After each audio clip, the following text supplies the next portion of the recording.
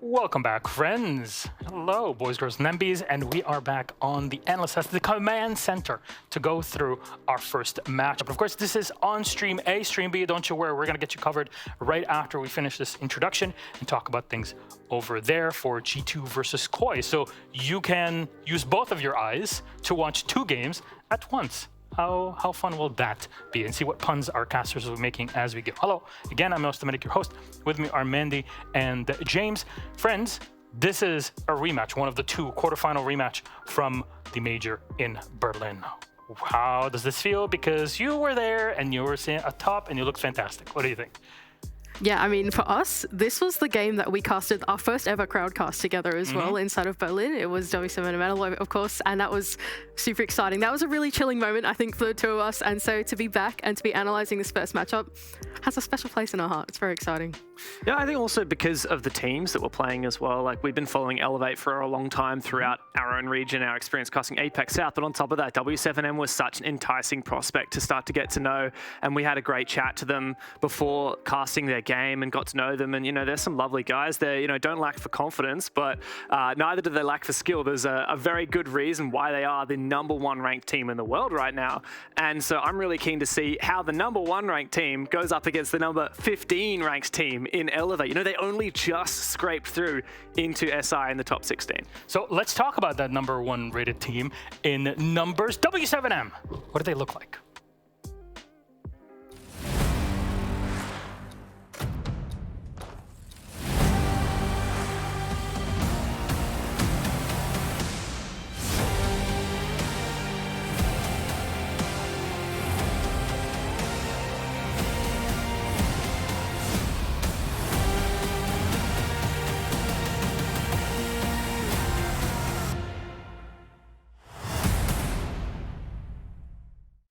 W7M, our first competitor, #1 rated in SI points. Mandy, I turn to you, my friend. How do they look like coming into this? I think W7M are one of those super hyped up teams, right? They're coming out of LATAM. They've been super consistent in VR6. They almost always come out on top of the Copa Elite 6 as well, but they've never been able to make it through to that grand final stage at every single international event that they've been at, right? And so I think for W7M, it's this team that they want to make it through. They want to break the mental barrier of crumbling when they get to that semi-final and push through to become champions and lift the trophy.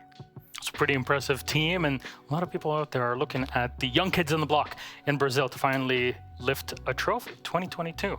What a year for the squad. And I think it was Demo that sat down and had interviews with all of our team. So what did you ask him, and what did W7M say? Oh, no, it's not ready yet. No. Okay, Mandy. Well, thank you very much for that. But since we have a moment, James, what do you think about W7M? I like to describe W7M as the most hyped up team to never win a championship. And there's no better time to change that than right now in first place. On top of that, you know, they dominate BR6, they dominate the Brazilian region, except occasionally when it comes to those BO3s and those playoffs, they do struggle. They've never won an international event despite making it pretty deep. They always find themselves up against their nemesis, Team Liquid. All right, let's take a look at that interview and see what they have to say. My name is Julio. I am the support player for W7M.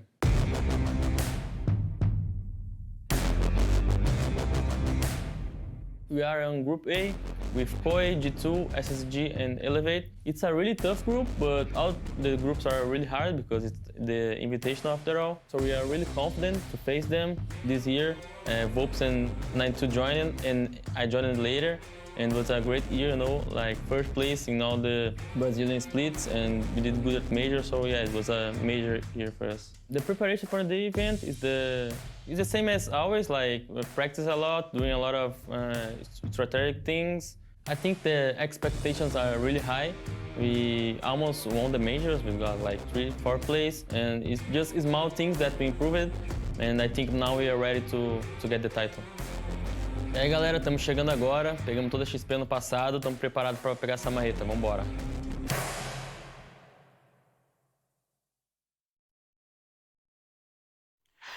And that was W7M, and how excited they are to be here. Julio has been at quite a few invitationals at this point. Actually won one of them in Paris only, 1.5 years ago. So not bad, not too shabby. But I want to talk about their opponents, I guess, for a moment here. Elevate. I've heard of these guys. Have you? I Yeah. heard that Onigiri does not like you at all. Yeah, we've got some beef, but some people call this team APAC's last hope, and I'd probably agree with them. This is looking like the best team in APAC right now. That said, they had a really difficult Stage 3. They shocked us all at SI last year, and they failed to deliver on those expectations, so let's see if they can deliver now. Well, hero shots, we got them for W7M. What about their opponents? Elevate.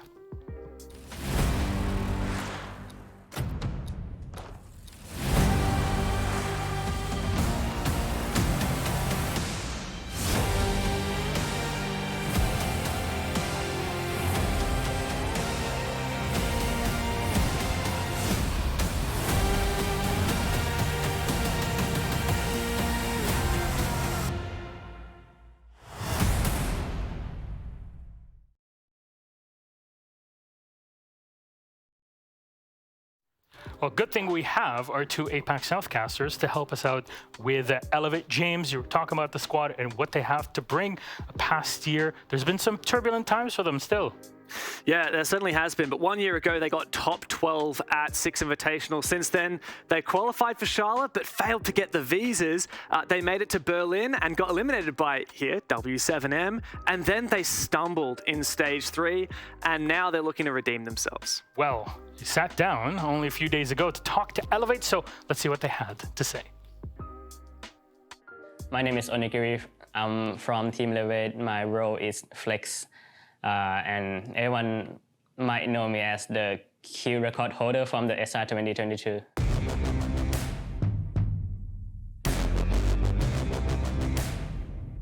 Elevate is in Group A, which everyone keeps saying that it's a group update and Elevate will be group. I feel confident with my team, with our preparation, and this is going to be a great SI.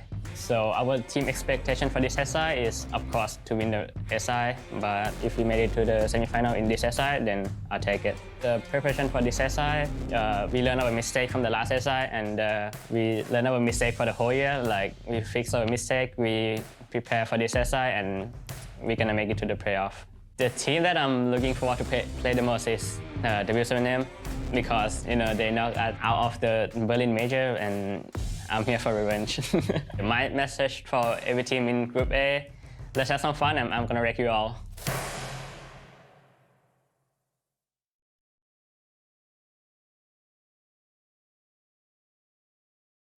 Let's have some fun, and I'm gonna wreck you all. That's some bold statements coming out from Elevate. Mandy, is there anything to support such massive claims? I actually think there is quite a lot going for Elevate. So Elevate, they're a very long-standing roster, right? The other two APAC teams, they've just recently made changes. Elevate are a roster that have actually been together for a very long time. Not only that, but because we haven't seen their hand since Stage 3, they have a lot hidden from us. Not only that, but in their Stage 3, they actually didn't even reveal that many maps either. And so for the most part, they're in a pretty strategically advantageous spot at the moment because there's just a lot that is unrevealed for them. And since you mentioned the maps, let's talk about their map veto. You see W7M with Julio here at the center that are getting ready, and of course their opponents on the opposite end of the wall. Here are our map bans. It's 4 bans, by the way. Ban, ban, ban, ban, pick, pick, ban, ban, and then our decider, all best of 3s here at the Invitational. And just to give you a point on,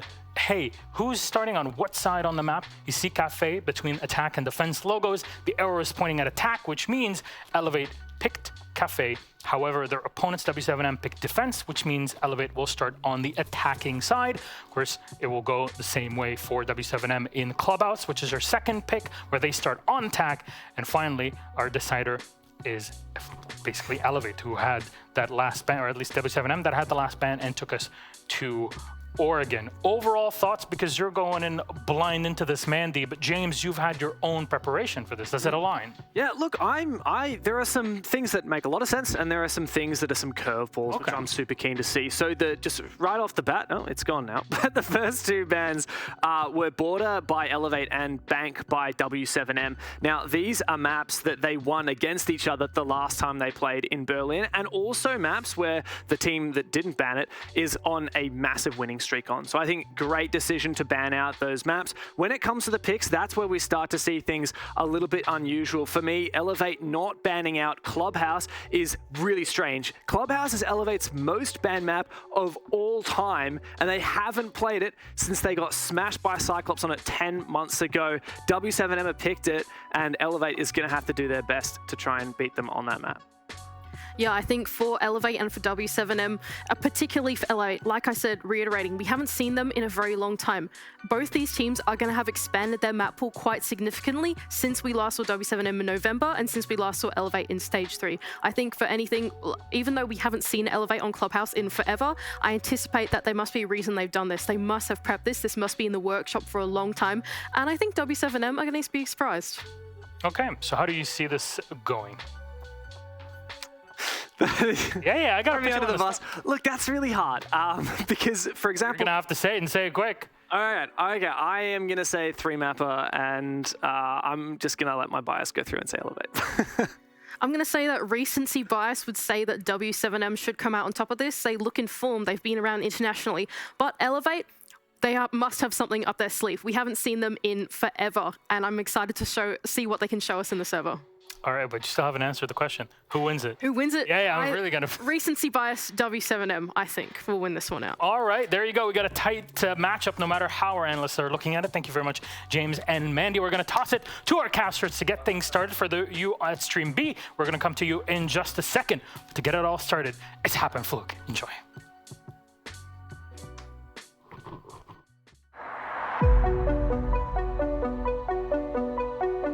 It's for people all around the world. It's the one event that everyone gets together for. It's just the biggest gathering for Rainbow Six fans. It was a very incredible experience to get to watch Siege in a venue with a crowd. It's very different compared to an online experience. Watching the pro players just kind of inspires future content for yourself. You are watching the elites play. Through this event, we can really bring people from all around the world together. All these people that really are core to this community. It's really that moment where we can all celebrate.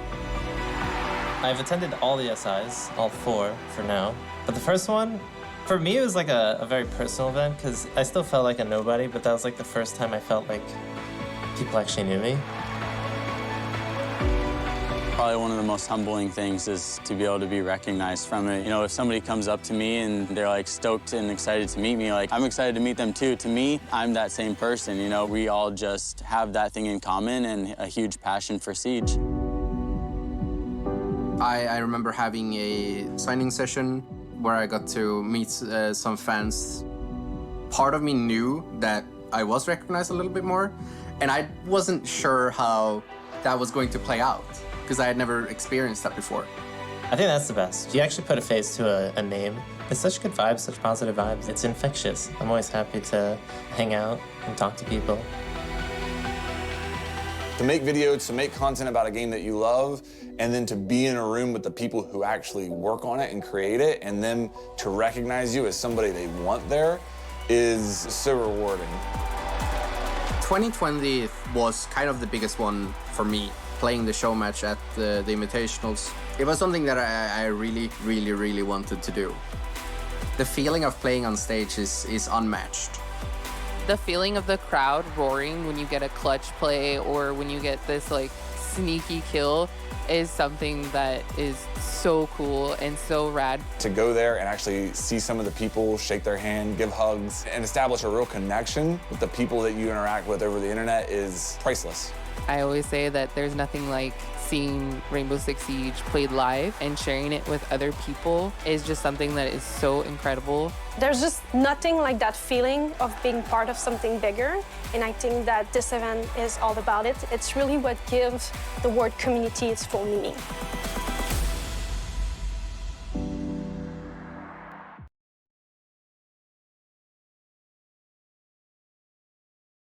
Hello, everybody. Hope you're having fun on the stream B, which I have to say is underrated, but we're gonna have some incredible matches for you today. To kick it all off, a European bout, Koi versus G2. For those that haven't been watching for a while, Koi, the old Rogue, were major champions from Berlin. And to set it all up, it's not just me, but I have two wonderful analysts, our EUL analyst here in Anne and Fresh.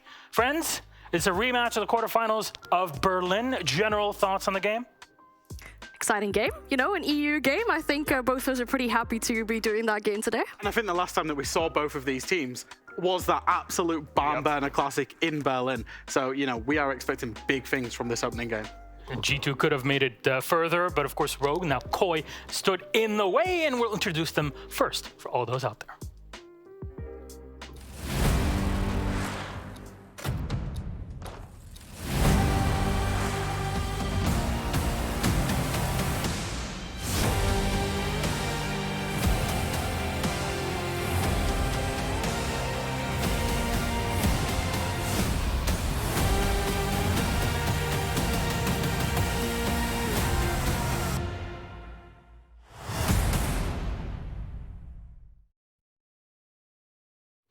Koi, join us as our first European team here in this competition.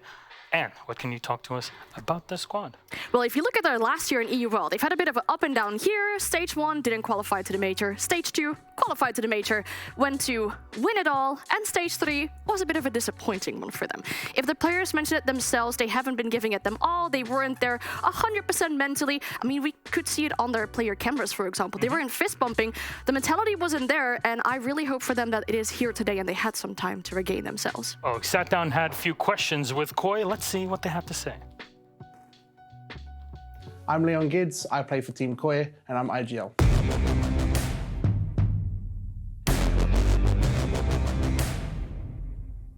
We are in Group A. We play against G2, W7M, SSG, and Elevate. I think people are saying we've got the group of death, but I don't think that's necessarily the case. I think we're definitely going to finish top 2. The past year for Koi, we came 6th in Stage 1, not too good, but in Stage 2, we came 2nd in the EUL and also finished 1st in Berlin, so that was great. And then we kind of took a little tumble in Stage 3, came 6th again, but I'm sure we're going to bounce back. The preparation for Invitational has been pretty basic. We've just been going over our fundamentals as a team, working with the coaches as well, and also just getting a little boot camp in before the event and just making sure we're ready to play. There's 2 teams I'm looking forward to playing against. In our group, I'd want to play against W7M.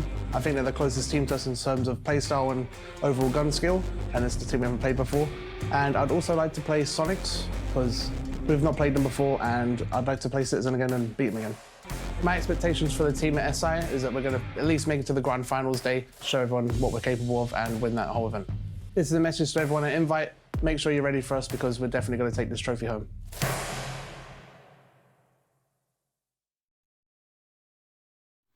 They took one trophy in Berlin. They're looking for the second one. Jack, how do you feel about this squad? I think the Koi boys know that they didn't do too well in Stage 3, right? They obviously finished 6th. But since then, they've had 3 months to prepare. And that's the one thing for Koi. They will have changed the map pool. They will have changed the stretch. They will have changed how they play. And they play to the meta. So I would expect to see them come out firing today. The Koi boys. The Koi boys. I really like it. Between Matey and Koi boys, we got something to work with here. But that is our first team. There's a second one on the other side. G2. How are they going into SI?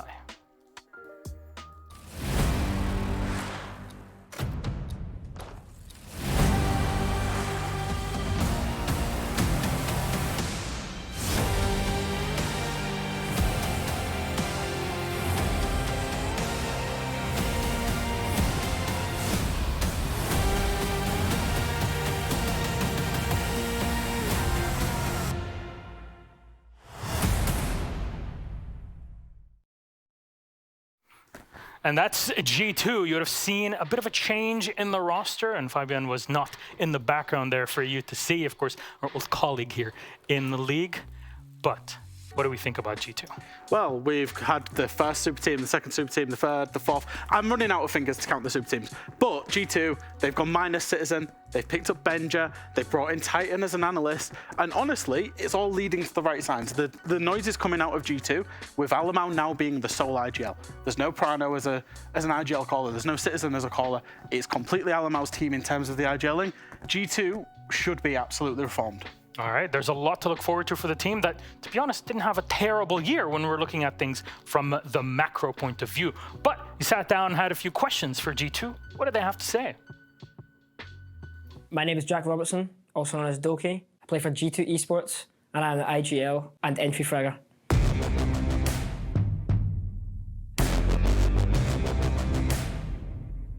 So we are in Group A alongside Koi, W7M, Elevate, and SSG. It's a good group. It's a tough group on paper, but yet again, every game is going to be really tough when you're in a tournament of the best 20 teams in the world. Great teams in the group, so super excited.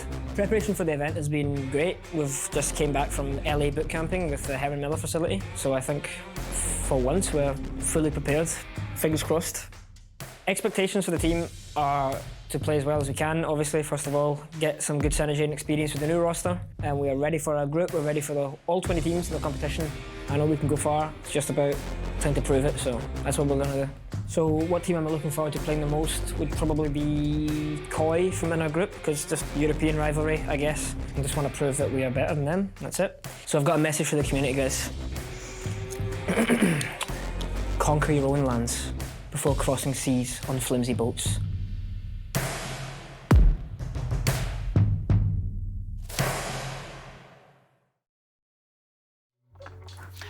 Of course, the Scots are very well known for being the brightest seafarers out there, and we got Doki to prove it all. He made it all the way to Canada and swam the way to get here. No need for a boat from them. That's pretty impressive, I gotta say. But your thoughts on G2, Anne?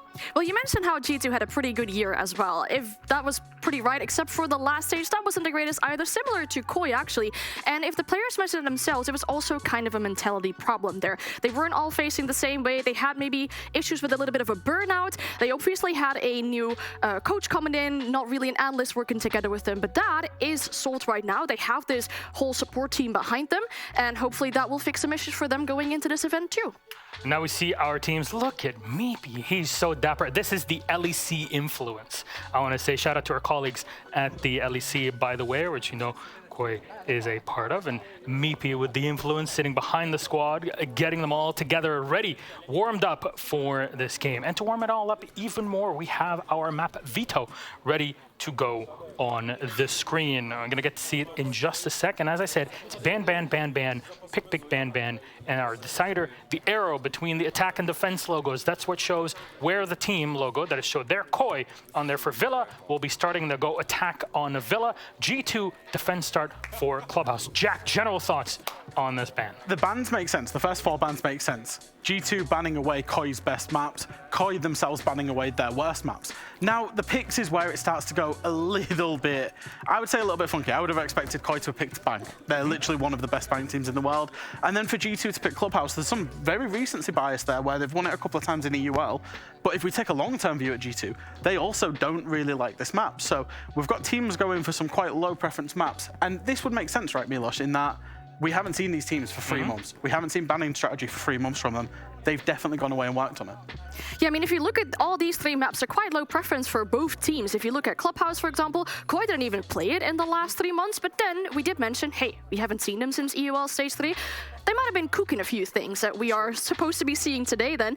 And we have Villa coming in as well. Also a map that Koi bans more often and kind of loses it. If we look at who wins this map ban phase, we would kind of say that it leans in towards the favor of G2, but my main concern with that is if you look at how teams have been playing best of 3s, best of 1s, right, best of 1s in EUL, the few best of 3s that G2 played in the last year at those majors, they lost them. Whereas Koi usually performed a little bit better during those best of 3s. It's a completely different mindset than when you play a best of 1. And last time they played was at the quarterfinal in Berlin. To be honest, any one of the 2 squads, very different squad than what we had before. Well, G2 could have made it forward. So a lot on the line, a lot in the air. And of course, with the fighting words from Doki, that makes it even more exciting. But my friends, thank you very much, Fresh and Anne. Our game is ready. And you know what? Sorry, production. I'm going to annoy you for just a second here. Who do you think is going to win? Just give me score. Who? Go. G2 2-1. All right. That's risky. I think with the best of 3 mentality, I would say Koi win it, despite maybe not having won the map ban phase. Okay, cool. Thank you very much. Thank you, former analyst of G2, not officially fresh. That was the last time you were here.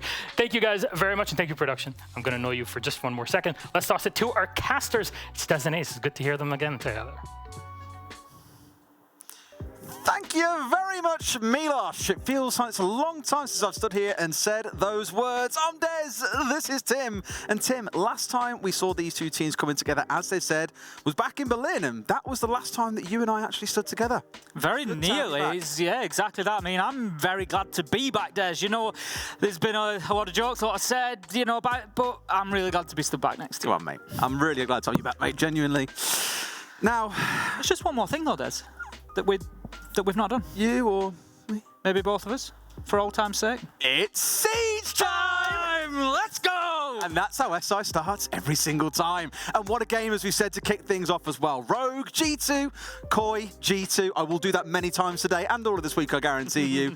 It's a classic matchup, right? It is. A little bit, I don't want to say I'm sad about it, because I'm not, but like, the whole rivalry, we heard it out of Leon as well. Him versus Citizen was always a big thing. But by the sounds of it, Doki's saying, look, rivals, we still want to be beating them. The undercurrents are still there. The thing is, like, we come into SI and we always look forward to the international matchups. You know, we always love to see the cross-region play.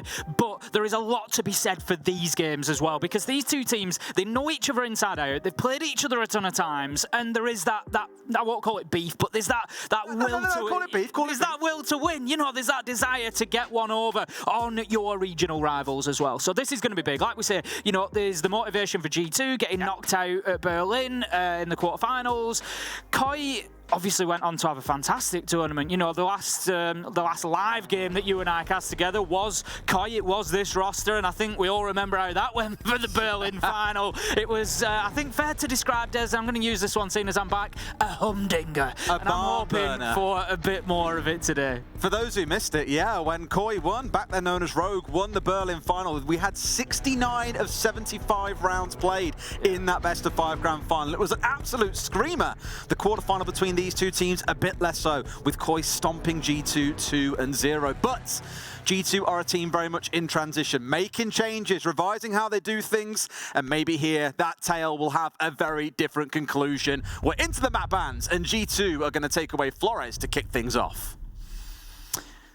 We'll get those operator bans running through. Koi will be taking our second attacker. Not too much of a surprise on the Flores. You know, very powerful at removing that utility. A lot of utility that's likely to be used here on Villa. You know, we've seen from G2 things like Alamai holding on to Master Bedroom with Zami. You know, if you've got the Flores able to just keep sending those Roteros in, it makes it much more difficult to do something like that. So, you know, maybe that's a little bit of an indicator of the style of play we're going to be seeing from G2. Maybe, you know, a little bit reliant on the utility, but no surprise to see, as I've mentioned it, as Army goes. So we haven't seen too much filler from these two teams over the last year or so, but for Koi, Azami has been the most banned operator they've had. Banned three times by themselves and 2 against.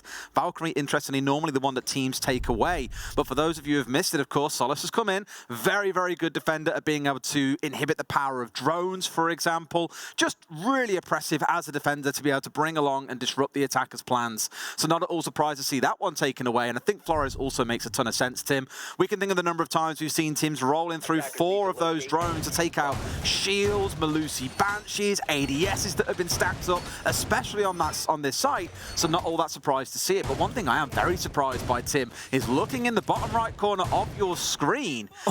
Benja, the new player, bringing out the cab. You know what that is, Tim? That's not an operator pick for the game itself, that's for the mental. It really is. What a bit of spice to get thrown into round 1, and that's what I was hoping for, not just here at SI, but in this game. You know, as I say, two teams know each other very well, and just having to think outside of the box, having to bring something a little bit different, maybe feeling that risk is needed to get that great reward that they're going to be looking for pushing forward. So we are well and truly underway now, Des, here in Montreal for SI 2023 here on the B stream. G2 versus Koi, and round 1 it is. Keep your eyes fixed firmly on Benja throughout this round is all I will say, and I hope that Koi have got their eyes on on him as well, because otherwise it's going to be a problem. Well, Crying got close with his drones, but he was rolling around inside a kitchen rather than down in the basement, because the joke about basement on Villa is it's a black hole. No one goes down there. No one knows a call out for down there. That's pretty much guaranteed. So he could really do some damage. And sure enough, there he is. The little rat has already struck. I love it. And it is going to be Crying that gets picked up now. Crying was on the knock. We know how powerful Crying can be on that operator, and was trying to work across that ground floor clearance. That gives a little bit of a problem now, potentially, for Koi. Not only have they got a Caveira somewhere on their flank, but they've no real way of shutting it down, especially when Doki comes in and doubles down with a kill onto Spoy. That means Koi on the back foot as he manages to find Kanto as well. Doki, one of those players, says, we've said it time after time, it can be a little bit famine or a feast, but he is tucking in round one. I love the mobility out of Doki as well, because often teams on defense here will hold hard, where Leon is now actually inside a trophy and statuary. But instead, he's playing in the hallway and netted himself a 3K in round one. Doki's looking transformed so far. But again, the smart play of holding around 90, not looking to go too aggressive, just letting Koi step into him one after another. Those have been 3 separate 1v1s he's taken. He's lost half his HP. This is about as good as it gets for G2 in round one. It's a fantastic start. If you're a Koi fan, do not fear. You know, we quite often see this, especially at the start of best of threes. There is a long way to go and a lot of siege to be played yet. Deepak's going to pick himself up. A little cheap one off the balcony, finding the kill onto Doki, who thought he'd just go and have a look. In a 5v1, not the end of the world. And we know that Deepak's got that clutch ability. He's got that, you know, he's got that in his locker. But he's going to have to go a long way here. 1 minute and 4 kills to find. It's not looking likely. But to finish the point I was saying, you know, if you're a Koi supporter looking at this, we often see teams come in and have a little bit of a slow start map 1, and I don't think it's going to be the end of the world. Absolutely not. I mean, looking at how things have gone, okay, you've been picked apart by Doki, who's had 3 separate 1v1s. It's the first round of the competition. There's a little bit of warming into it to do as well. So I don't fault them for this. But equally for G2, it's a promising sign where historically, they've looked a little bit scared, to be honest, against Koi. I think back to when they played on Bank in Stage 2 and even back in Stage 1, which was the last time the G2 beat Koi, all the way back in April of last year. I look back at it and just think G2 was scared. They were pulling back to site super early, but here they've held aggressive. They've ran the clock down as well. They've left Koi with 0 options, and it's going to be a nice, clean first round for G2. Nice little pick up for Alamau at the end there, just has a little peek around the corner and finds his man, and that is a strong opening statement from G2 in Aviator games. The irony there being that they were not playing any games with Koi, absolutely ripping them asunder in the first half of the round. Now, I don't think we're going to see any more Caveira picks coming out of Benja. He got his job done. It's one of those picks that you get away with it once, you don't get away with it twice. He's going to move on to the Warden. No surprise there. I think it's a smart pickup, you know, playing against that utility. Again, we don't have a Ying on board, for example, but your smokes, your flashes, you know, they can always be a big problem. Warden's just going to give that opportunity to avoid those issues. Nitro in hand as well, especially for a site that's downstairs. He's going to potentially play in combination with Alamau here. You're going to have Alamau on that heartbeat scanner, and the more Nitros you can have underneath, it just gives you that second, it's not the case here, but sometimes that third opportunity to find those vertical kills. But Alamau and Benja, I would expect to see them working together, at least in the first half of the round, to try and pick up 1 or 2 freebies with those explosives. I just love this site. Living in Library, we don't get to see all that often, to be honest. Dining Kitchen and then normally Trophy Statue are the sites that teams head to. But a couple of teams over the last 18 months or so have tried some really cool stuff. Normally involving a vault hold here that you can see in the middle of your screen, but you will notice, as Easy is very kindly pointing out, there are no vertical holes in that floor at the moment, which means G2 aren't playing how most teams normally would. Instead, what they've gone for is a very open defense on the top floor with some angles coming through in towards Study. They've got Red Hallway exposed as well through the opening on site itself. So it looks more like they're looking to try and challenge the side of Koi as they come a little bit closer to site and play behind things like that C4. This mainly on the top floor is to waste time more than anything else.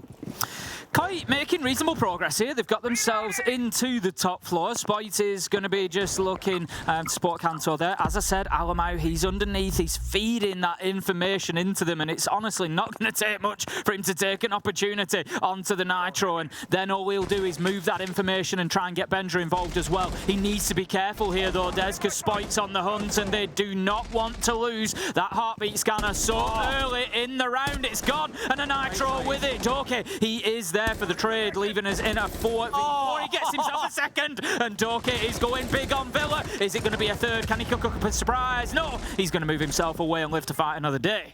This is what I mean, though. It's the small, isolated 1v1s. First and foremost, great trade play coming out from Doki to trade out Alamau. Now the problem is Koi keep on taking separate 1v1s, and that's 2 rounds in a row that Doki's found himself 3. This is looking unbelievable so far. Absolutely decimating Koi. But again, Tim, it feels self-inflicted. They keep on taking 1v1 after 1v1, and that is where Doki is in his element. Can't even find the last, and it turns into an ace for Doki, the demon of the kitchen. What a start for G2. Like you said, Doki, 8 kills! Exactly that. You know, you've got Koi, like you say, it's not really characteristic of them. You know, we usually see, for example, Deepek drawn in for... 1v1. There's a drone at his floor, sure. This is what I mean. Ryan comes in, another 1v1 breaks out, another 1v1 breaks out, and of course the final one versus Deepek is also a 1v1, but... It's not what we expect from Koi. You know, usually, I know it's generally on the defense, the example that I'm going to use, but the way that Deepek and Spike will work together, for example, Deepek will have the Echo drones ahead of him, he'll be feeding him the information. You know, they're usually working in tandem and as a team fantastically well. Somebody else will be out on the roam as well, you know, getting that information back. But on the clearance, there's just been absolutely nothing that Koi can do. They've been separated, they've been picked apart, and just, you know, it's been as easy as that for G2, and it's not a huge surprise to see that tactical pause coming in almost immediately for Koi. I was just about to say, most teams you'll see, at the very minimum, they give it 3 rounds, 1 of each site, and then they'll have a conversation to sort things out. If they're taking a tactical timeout early on, that more suggests to me there's some real big strategical problem here or some communication issue in the team. And maybe I'm overlooking into things here, but I saw the Koi boys. I love that name from Fresh, by the way. I saw the Koi boys at breakfast and was like, I don't want to say they felt flat, but it was definitely very composed. They were listening to music. Normally, they're the jokers of the room, right? They're having a laugh with each other, poking a bit of fun at people. We saw that on Twitter when they were creating loads of content in the week leading up to this.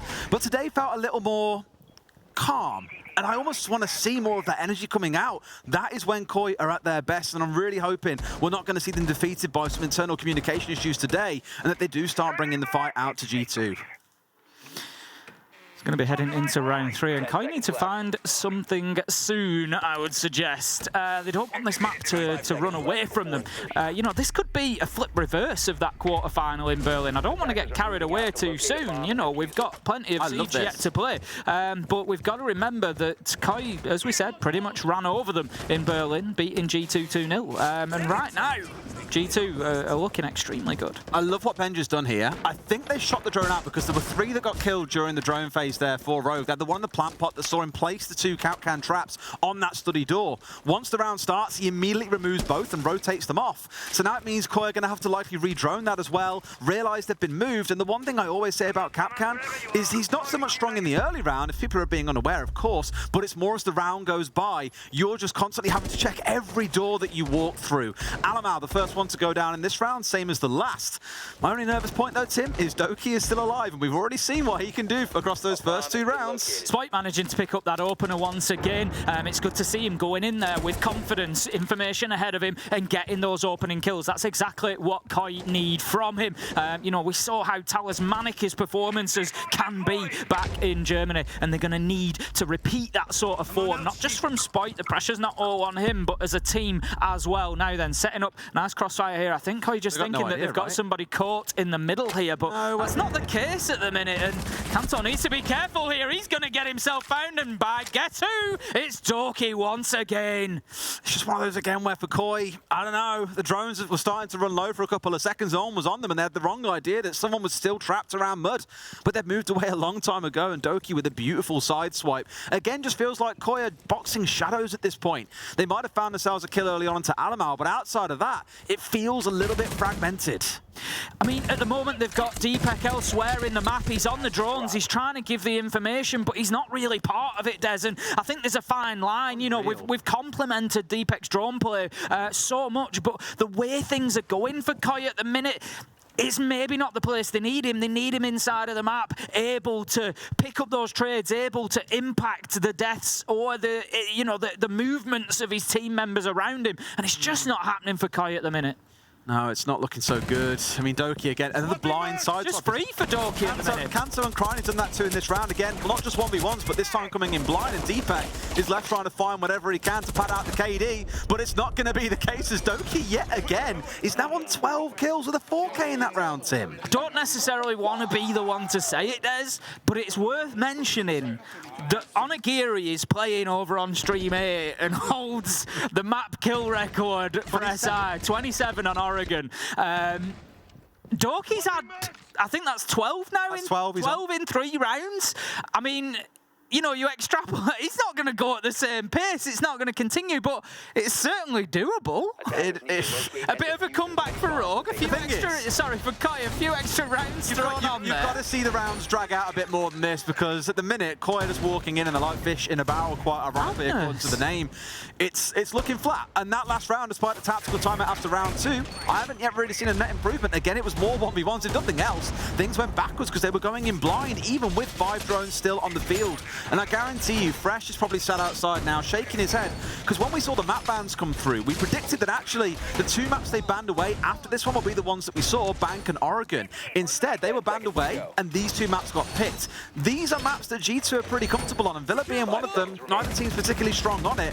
I just feel it's a bit of a risk coming here when you know you've slapped them on Bank twice last year already. As a fellow stat man, I can guarantee that Fresh is sat there thinking about those records just as much as I am at the minute and watching Doki closely. It's, as we say, that pace is unlikely to continue. There's been 3 kills across the rest of G2, and it's not for the want of trying. It's just because Doki's hoovering them all up at the minute. And look at the confidence that he's building into now.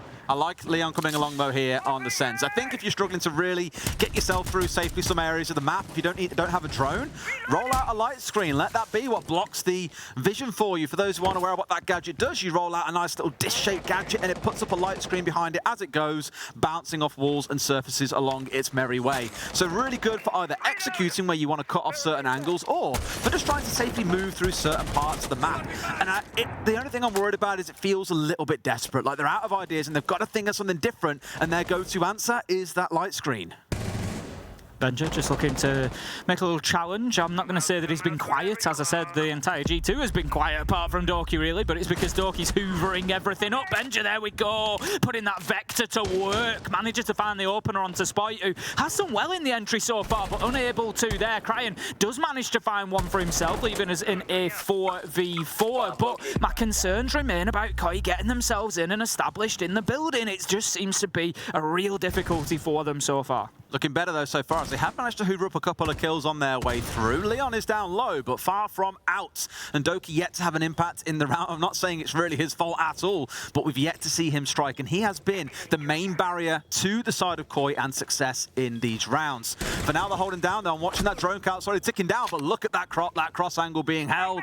Alamau a little too confident. And truthfully, Tim, he's been picked off really early on in quite a few of these rounds now. I'll repeat what I said at the beginning of round 1, and that is, if you're a Koi supporter, don't be too concerned. You know, quite often we see teams come in and just have a slightly slow start, and then round 4, round 5, they start waking up, and it feels like that's what we're getting from this roster now. They're managing to get themselves into this one, although Benja finds another. Doki on low health, though, as Bullets managed to find their target. 2v2, 45 seconds left to go. Koi have got all the time they need here. They just need to keep calm. But it's Benja and Doki. These are the 2 that you want left in a 2 versus 2 situation, because they're both absolute gunners.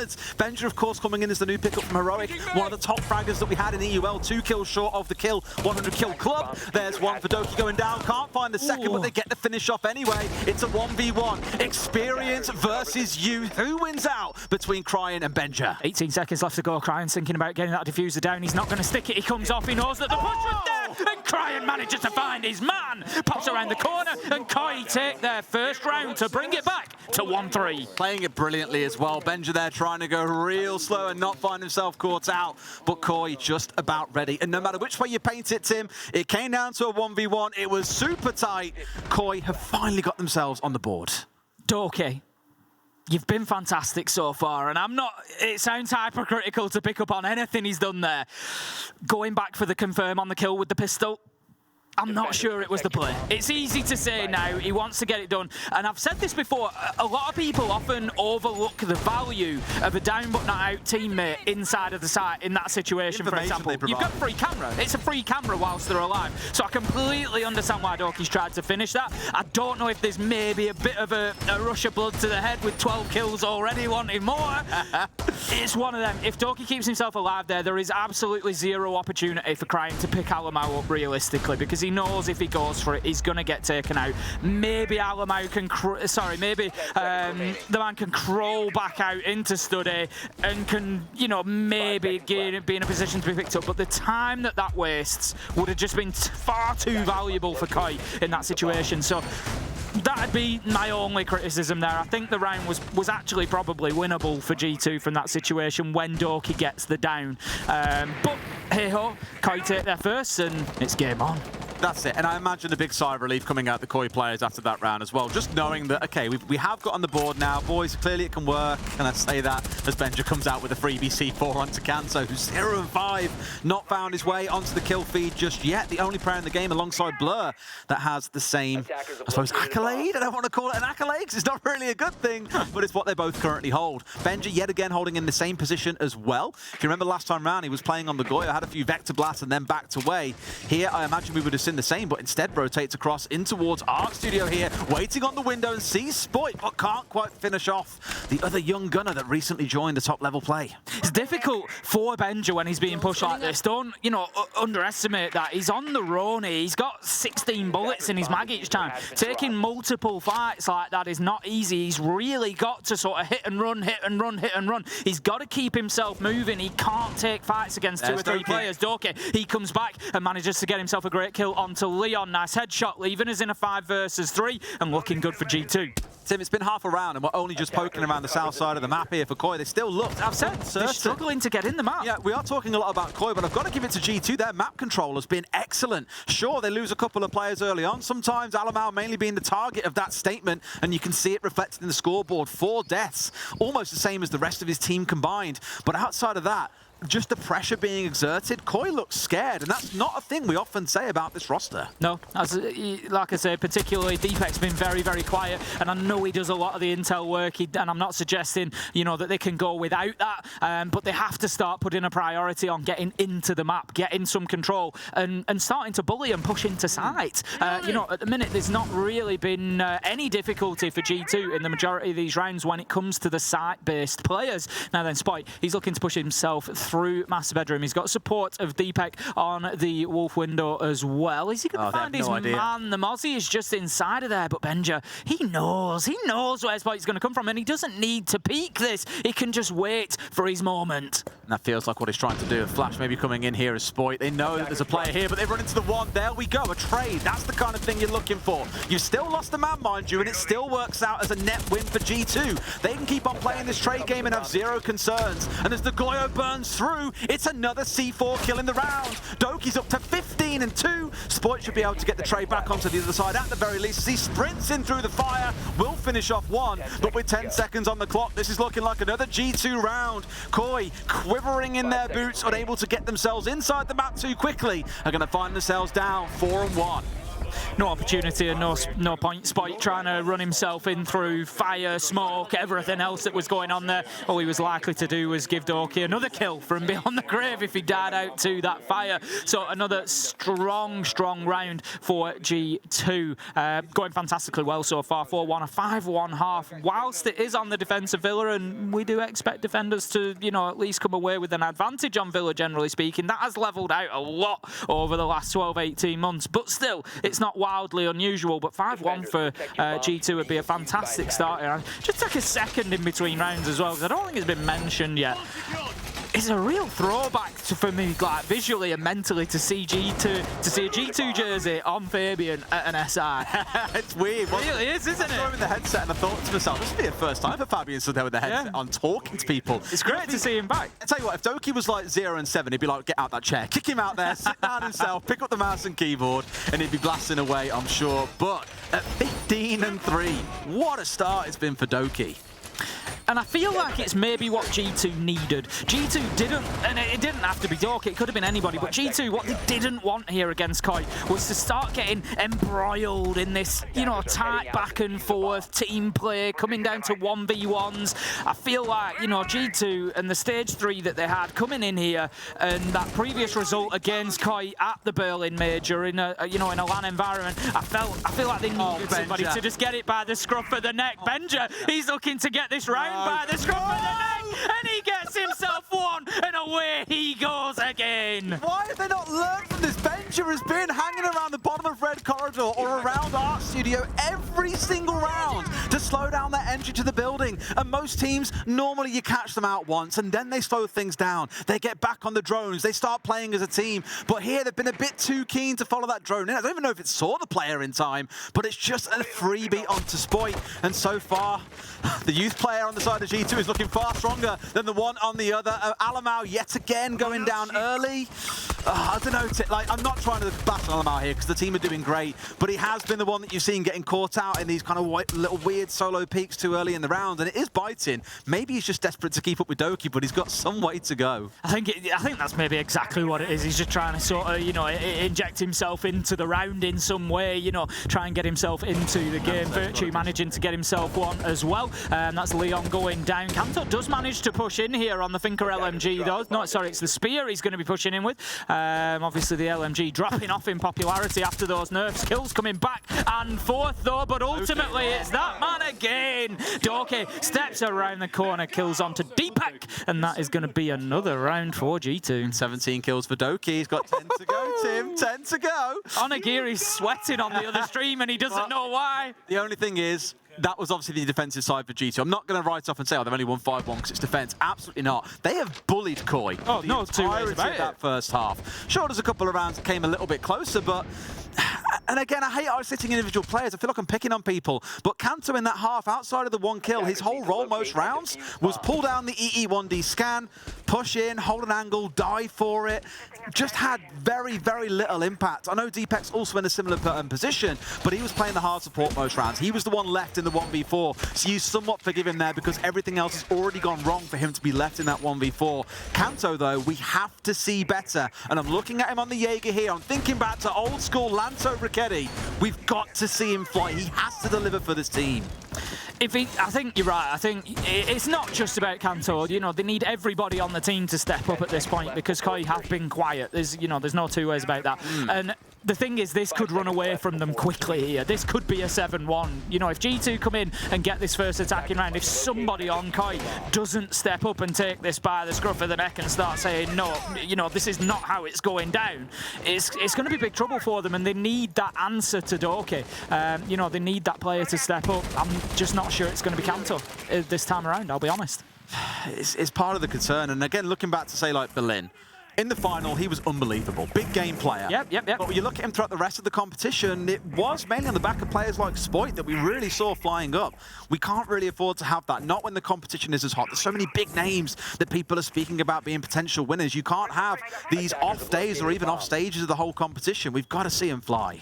Koi have now got their big weapon in play. They've got Deepak on the Echo. He's feeding the information on the defensive side into those players. So this is where the opportunities are going to need to come from. Cryin looking to push on towards main stairs there. Benja just working his way up on the knock. Manages to get himself established up at the top. That's good play from G2 because he can start moving in and hassle inside. He's got Doki on the cover as well. That's fantastic. Look at the difference here though. 1 minute 30 previously. Koi were barely inside the building. Here, they've shepherded most of Koi back in towards side, bar 1 or 2 players, and have got themselves inside a study. The pressure, the pace, everything is looking so much better for G2 until Leon hits a bit of a zinger all the way through onto Benja, takes out that study control, and now things may slow down ever so slightly. Deepak, uncharacteristically, losing one of those yokais that have been lurking around those main stairs for a bit too long. G2 just stalling a little bit. They got themselves established at the top of main stairs, got into study, but that kill on to the second man, Benja, at the top of main stairs has really not helped them, but Spike gives himself away there, moving through 90 elbow, and Alamau on that window does not have to think twice. Kanto working around map store, just trying to get something going, but the heat's going to come onto him soon. He manages to get his kill though, Des. Very important, just stopping that push coming in from the rear side. Kanto can probably play out the rest of the round from map store here, which shuts down that study push, and this could be the round for Koi unless they can move that Jaeger. Yeah, I mean, G2 did a great job inside, what, 60, 70 seconds getting into position, but from there have been a little bit pushed back. They've lost a couple of players on their way through after Benja died in study. Virtue off on the flank, as you commented, also falling down. So in a 3 versus 3 and 30 seconds on the clock, you start to favour the side of Koi here on this defence, especially knowing that you've got big clutch players like Deepak still on the field. This battle with Kanto that's going to happen in a minute could be the big one, and it could be a decisive factor. He's not been winning a lot of gunfights so far, so this is the point, but it looks like actually they're going to push him through games door here. But we've got Leon. He's just let down Prone. He gets himself one with the SMG. Barely fires more than a bullet, but Doki got him. Gets one, gets two. 9 seconds left to go, Des. They need to think about getting this case down and blow. He's there. He's ready. Deepak, he's going to have to do something. I don't think he's got a drone available to him, because otherwise surely he would be having a look and using it. The diffuser goes down, and it's now a 2v1, and the advantage was all there for G2. Des, where did they dig that round out from? From Doki's backside, Tim. From Doki's backside. Pushes in and gets 2 kills, gets the man on site himself, but also the one that was sat on map's door. Just, again, taking control of the site, and I think if you dial back even 20 seconds before that, I was saying it's a 3 versus 3, there's 30 seconds, they've got a C4 on side, they've got Deepak playing with the Yokais. Like, it looked lost to G2. But in games like this, you need that big player, the big game player that's going to step up. This game, it's been Doki on the other side. No one is anywhere to be seen for Koi. The highest number of kills we've got is 4. Doki, I believe, quick count, 4, 4, 8, 10, 14. He has more kills than the entirety of Koi combined, with 2 left to spare. Unbelievable. Absolutely flying at the minute. We're going to see Koi go back to Aviator Games once again. They obviously felt that it was close, and to be fair to them, it was reasonably. There was a real opportunity there with 25 seconds left to go for them to put this map on the board, but they just couldn't get it locked out. A couple of players unable to win their gunfights. Leon was a little bit unfortunate. He was in such a power position, and they didn't know that he was there. You know, if he wins out that second fight as Doki pushes in, then that is the round done, really. But Leon just unable to hit those shots, and you're going up against somebody who is red hot at the minute in the shape of Doki. So round number 8 we move into. This could be our final one on Villa, and what an explosive start it's been from G2. Hasn't it? I mean, I'm glad as well, being honest. For G2, they've gone through, obviously, a number of iterations and changes where they had Prano, for example, didn't really work as an IGL. Post-Prano IGLing was a bit of a mess, so Citizen kind of became the IGL, but they didn't really have a complete team as he was off on the lurk player. Now I was really excited coming into this because Benja is much more of a team player. Although he's playing on the Nook here, ironically being very by himself, he's being droned in. The teamwork is there, and that's what I've been excited to see. I didn't know if it was going to click in time for SI, but at least in game 1, it has. Doki, though, the true juggernaut of this game, has been taken out by Leon, and that should at least give Koi a little bit of renewed confidence. Yeah, certainly a good start for them. It's obviously a kill that they could have done with last round, Leon onto Doki, but he makes amends and gets his revenge here. Now then, Benja's working through on the not going to be picked up by Spike. As easy as that. Beautiful long-range headshot there with the Ronin. Going to leave us in a 5v2 in favour of Koi, and you can see why they've come back to Aviator Games, playing with much more confidence this round and really controlling G2 a bit more. Yeah, doing the very best to, I think, but my concern still, I know they're down to 3 versus 5, but you just know someone else has been chomping at the bit to get involved in these gunfights that Doki has been so selfishly stealing away. Time will tell to see if someone is going to be one of these last 3 players, or if Koi have got it about themselves to keep things going. We've got half the round still to play. And right now, at least 3 sat on site, 2 playing off site. Koi can start pulling things back together here and playing more for the trades. As with these numbers, that is absolutely the go-to game plan. Leon very low health up at the top of main stairs, but Koi just sort of symboling that, you know, signifying that they don't want to be losing that position at the top of main stairs as the second man moves in and sort of almost relieves Leon of his position. He pushes round into 90 corridor. or instead just playing around the bookshelves, and there's plenty of manpower there from Koi to prevent this push coming up. Alamau just chasing shadows at the minute. He's no idea what is going on around him. There's obviously not a lot of information feeding in there that's going to help him push up those main stairs. The thing is, Tim, he's the one who's got 2 of the team's 3 drones still left alive as well. He should be the one really looking to try and move Virtue and Blur in. I know they're playing on the supportive roles, but this is probably the best time to change things around, especially now all your EE1Ds have gone down too, but it's been a little bit static. Alamau taken down, as does Blur. It's Virtue left all alive, and this feels very, very reminiscent of what we saw earlier when Deepak was left in a 1vx. He'll get nothing. It's a flawless round for Koi, but is it enough, Tim, knowing they've got to get 4 more rounds like this on the board? I'm not sure it is, to be honest with you, Des. I think at this point, you know, if I'm Koi, I've used my tactical timeout. There's nothing that I can do really to impact on this map other than just play round to round and do the best you can. I think, you know, I've got one eye on that second map, realistically, at this point. And the best thing that they can do here to help themselves with Clubhouse is to make sure that they get as many rounds as possible. You know, to try and get themselves back into it. The last thing they want to do is go mentally beaten up into that second map, you know, with the way that G2 are playing. So for me, if Koi can take this to overtime, then fantastic, brilliant for them. But do I think it's likely? Probably not. This is just about getting 4 or 5 rounds on the board and at least making G2 work for it. Maybe I'm being a little bit cynical here as well, but that last round kind of told me this isn't going to be a clean, easy 2-0 stomp for G2. It might well be a real scrappy Clubhouse or a win to Koi, and we go all the way through to Theme Park for that last map. I only say that because look at the difference in G2 when Doki wasn't online.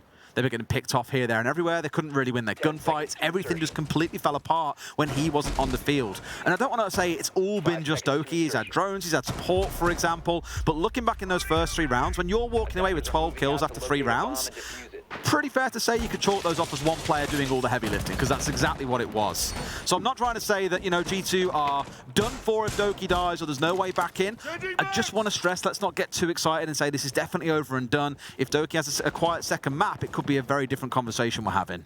The thing is as well, it's not, you know, we see this from support players a lot. It's not about just, you know, it's not looking and saying, oh, well, the other guys on G2 haven't been getting kills. They haven't been getting them because Doki's got 19 of them. But the problem is, it's not that they haven't been hitting their shots. It's that they've not been having the opportunity to keep themselves warm almost. And it happens to support players a lot, you know, and that's why I've got so much experience. Yeah, absolutely. And I've got so much respect for support players that win clutches, especially at late stages of games. Because, you know, at this level of play, a support player can go 4 or 5 rounds without ever seeing a gunfight. And then all of a sudden find themselves in a 1v3. Against the hottest entry in the game. And go and win it. And so I've got a lot of respect for it, and that's the position that G2 might find themselves in, that some of the players are actually a little bit cool because they're not really getting into those fights. But Alamau, he's going to find and win one. Manages to get himself an opening pick headshot onto Leon, but Deepak's there to get one of his own, taking Virtue down. That's the Ash off the board, and it leaves us in a 4v4. Bit of an early C4 coming out there as well. No one actually inside the building. Doki and Blur both taking some chip damage, but here comes Benja with the backstab. Almost gets into a second, but no! Cryan shuts him down. Not quite the same as how round 1 went when it was Benja playing off on the Kavira, and it's Spoit to bring another one down. Looking much better here for Koi, but it's Doki. At this point, it's KD padding before the round comes to an end. And I say comes to an end, Tim. Only thing I'm unsure of is which way it goes. It's a 1 versus 2, but Doki is the player you want in this kind of position. Well, he's got an age of time on the board as well. You know, a 1v3 definitely possible for him. No, he's going to have to overextend, I think. He gets challenged from Master. That was my concern. No, Doki, you just went too soon. He dumps the Candela in, goes to the immediate peak, I think hoping that the defender might have turned into a corner, might have tried to move away from that gadget, but had he just left it to flash potentially, he might have got a different outcome. It was a great effort from Doki though, nonetheless, but we found ourselves 3-6 now. Tim, I've realised it. Doki is actually Gigantobrain. We just didn't see it in the moment. What he's done there is collected every kill possible till there's 1 man left and then through the round. Because otherwise you can't keep him padding out. Needs more rounds. That's it. Because now he's at 21, for example. He's like, guys, if I won that last round, I end on 21 and Oranagiri is safe in first place. One thing I will say as a word of caution is, before coming into SI, our wonderful colleague and friend, Fresh, confusion I had was whether to say his full name with it or not. I wasn't trying to remember who I was talking about. I'm not that. No, you were. You looked lost to me, Tim. I saw that confusion on your face. I was just wondering whether to put his name in there or not. But Fresh did a bingo card before he came in, and there was one square on it particularly that stood out to me. Straight away, top right corner, I believe it is. You'll have to go and check. But it's Ace and Des. Map 3 goes to overtime. I don't think we're going to get to map 3. I don't know if it specifies map 3 or not. I think we will. I think you'll see a big bounce back. If it's just Ace and Des, map goes to overtime. It's map 3, because I suggested it. How hilarious would it be that it's the very first one that we... No, because I think what he had for us was, originally he had in the middle of his board, so I remember I was in his stream, because I'm a good supporter like that. He had something like Ace and Des do a funny intro, and I was like, well, that's a given. So let's do something that isn't guaranteed, but is kind of likely. Map 3 overtime felt about right. Yeah. And I think we may well see map 1 overtime at this rate. It wouldn't surprise me to see it from all 3 maps. However, Alamau manages to come in, get himself another opener. You know, we did question Alamau and some of his peaks earlier in the game, but certainly seems to be finding those entries now, managing to get Kanto taken down. That's the Oryx gun as well. Super mobile operator. Can obviously get up and down those hatches. Always dangerous on the flank. Spoit takes a lot of damage, but along with Cryan manages to get a kill. And that leaves us now with a little swingaroo in terms of manpower. And it's going to be Koi with the advantage, 4 versus 3. And you're seeing the confidence build because they've challenged so aggressively here, Koi. It's like watching G2 back in the first half.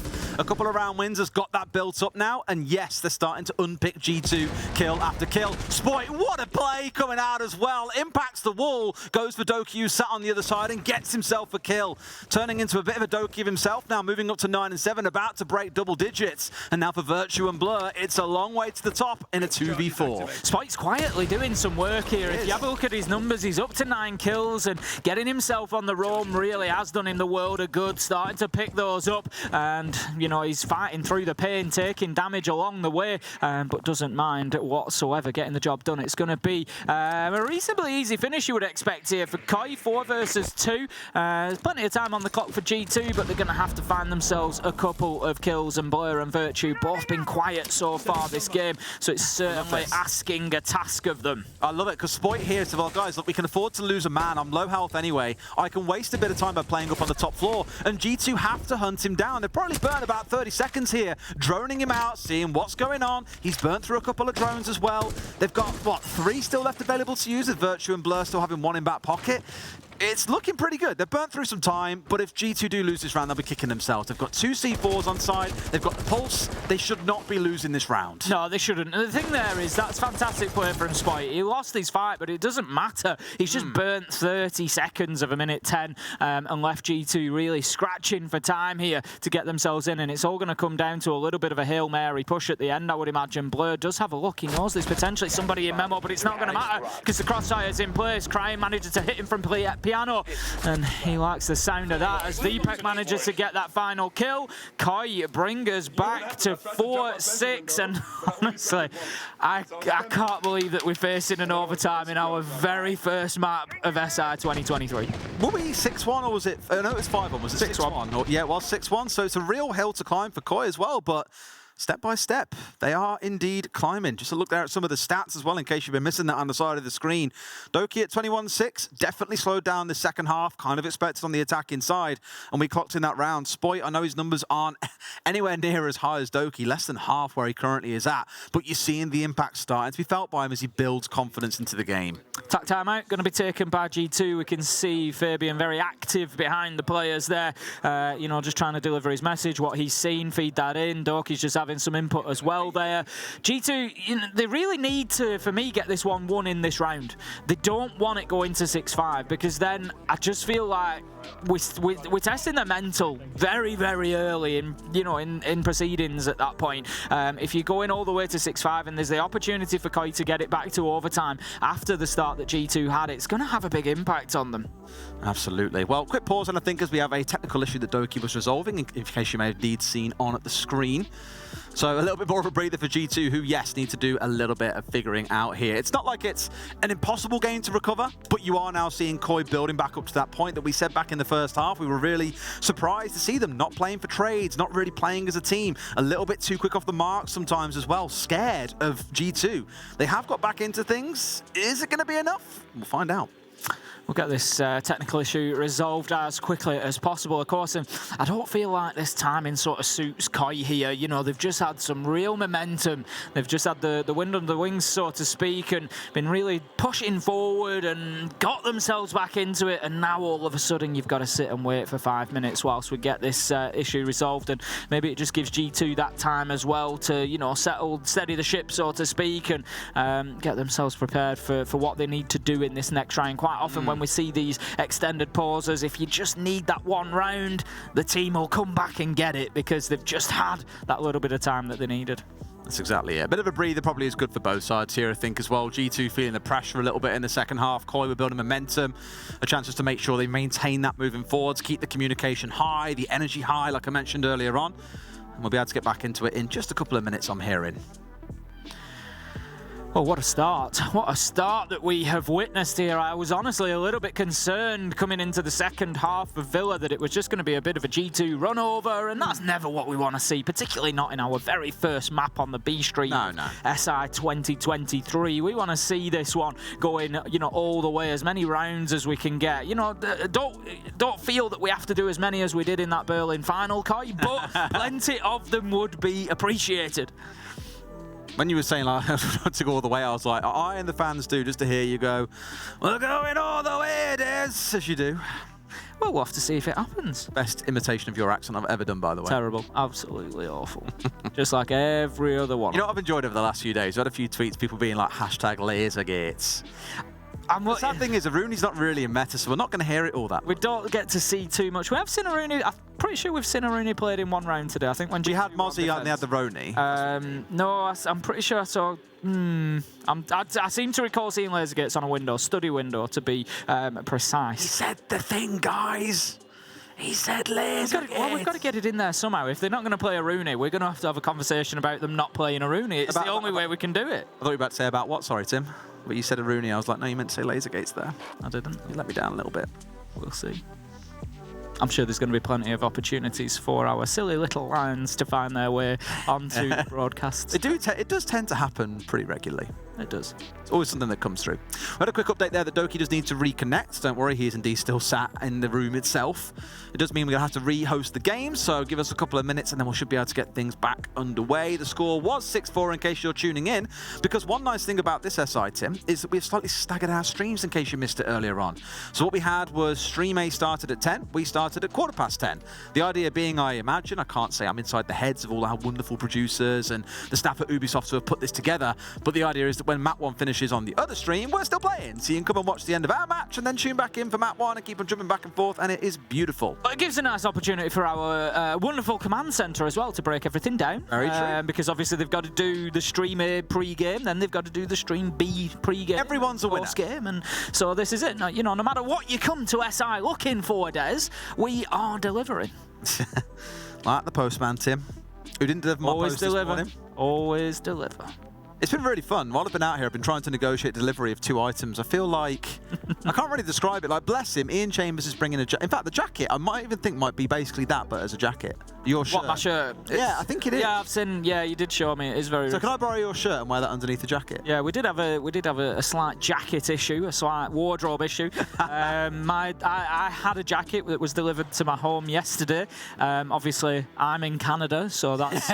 So it's not being brought out for this event? Somewhat of an issue. You know, keep your eyes open, maybe see that one in future. But it will not be seen at SI, but don't you worry. I've got some wonderful choices as we get a little... Where did you order it from, Tim? Tournament. It was just...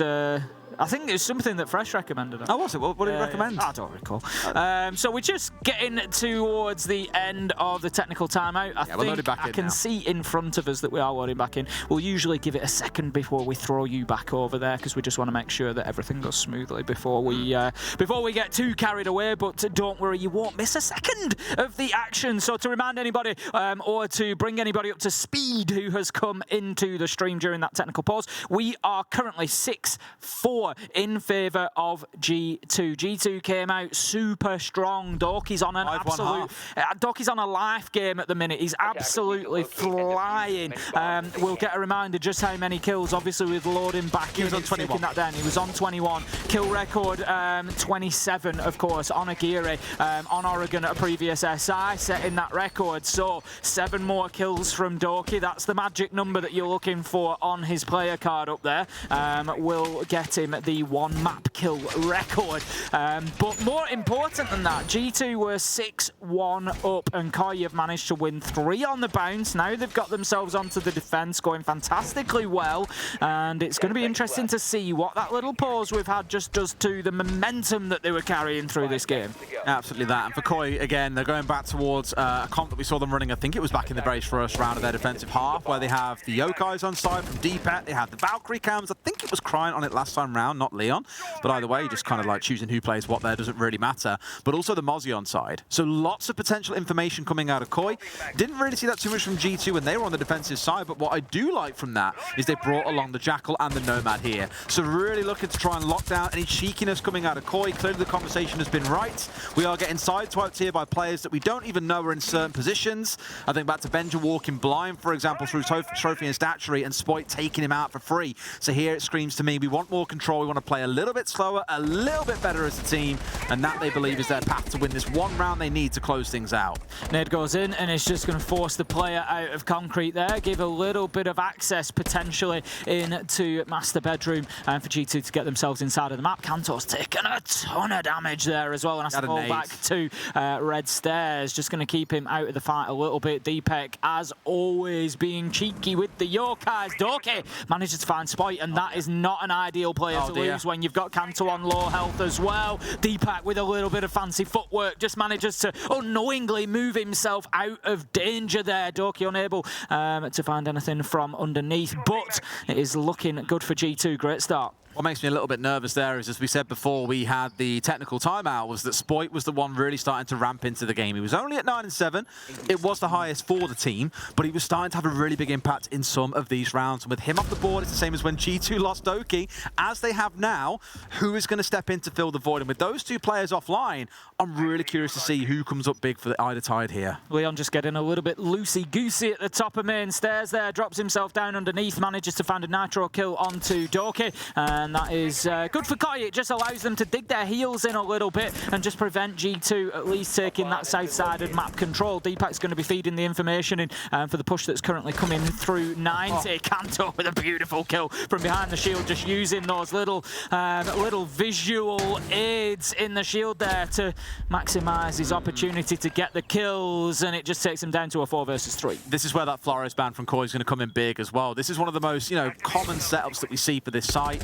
You have to try and nade it, which means peeking in blind, which means Kanto can get freebies. Gets blasted out from below by the ITA! What a response from Alamau. Beautiful stuff. I'm going to go so far as to say that's the only ITA kill that we see at SI 2023. Very possibly. Crying steps out and brings down Alamau, leaving Blur in a 1v3, who, like Deepet back in the first half, has been really quiet so far because his team have been the ones getting involved in everything. Should see himself finding himself getting taken down here as he steps in for the plant. Koi will hear that one from an absolute mile away, as out comes Deepek now looking to try and take the fight, and Blur has really sold himself short here. Surely sees the barrel of the gun, and Deepek's right in there with that supernova. Bam, bam, pop, and down goes Blur. Smart play from Koi at the end of the round there, not giving anything for free to Blur.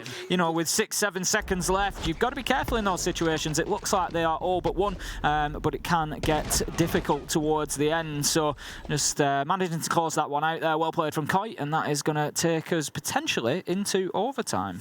Well, just one more round. Yeah, Trophy and Statuary going to be the final battleground for regulation rounds in the game. I can't believe they fought it back as well as they have. Like, I know we were saying early in the game, look, they're not playing for trades. It doesn't look like Koi. They look low energy. I said the same about them over breakfast as well. It feels a little bit more awake. Still calm and composed, but a little more like the Koi that we all know and love. For G2, even with that long timeout, they did try something different in the last round, bringing the Jackal on the Nomad forward.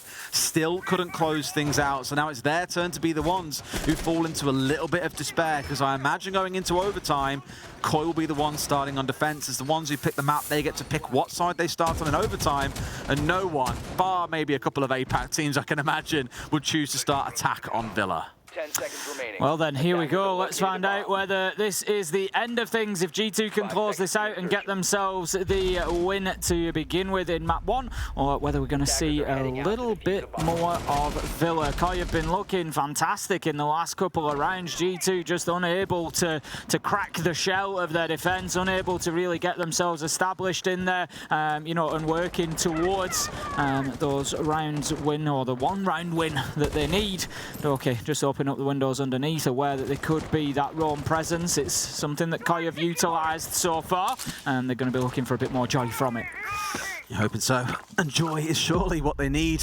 Kanto holding the cheeky little rat angle, hoping someone walks underneath the doorway, but not to be the case. It's crying on the Warden, holding off really far away from sight, which can often be risky, but the reading here, you're playing the Warden out as slow as he is, of course, as you can negate all the flashes that come flying your way.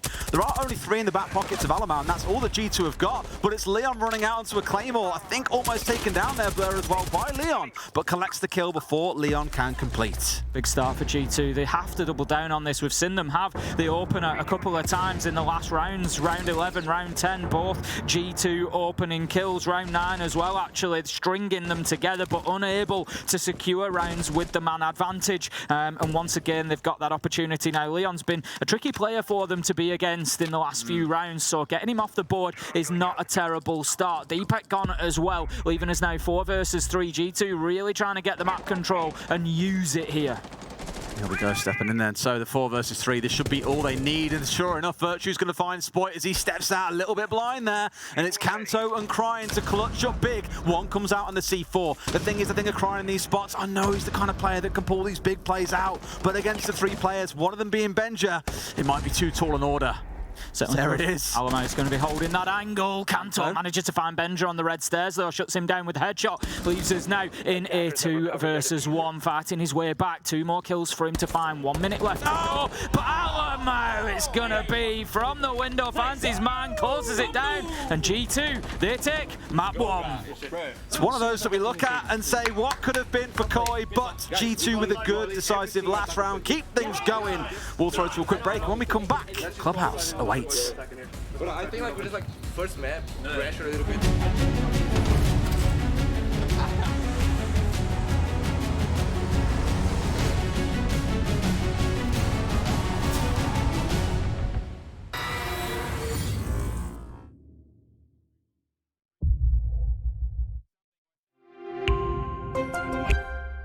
I'm Nicholas Mortensen, but you know me as Pingu. I'm a 2-time Rainbow Six Siege World Champion and former top Rainbow Six Siege player in Pro League. Welcome to my Siege Ranked Bootcamp. We're talking 20 seconds left on the clock, you got the diffuser in hand, what do? Play the way that you're comfortable with, because you have confidence when you're in this position. That is when you're gonna be at your very best. Good luck.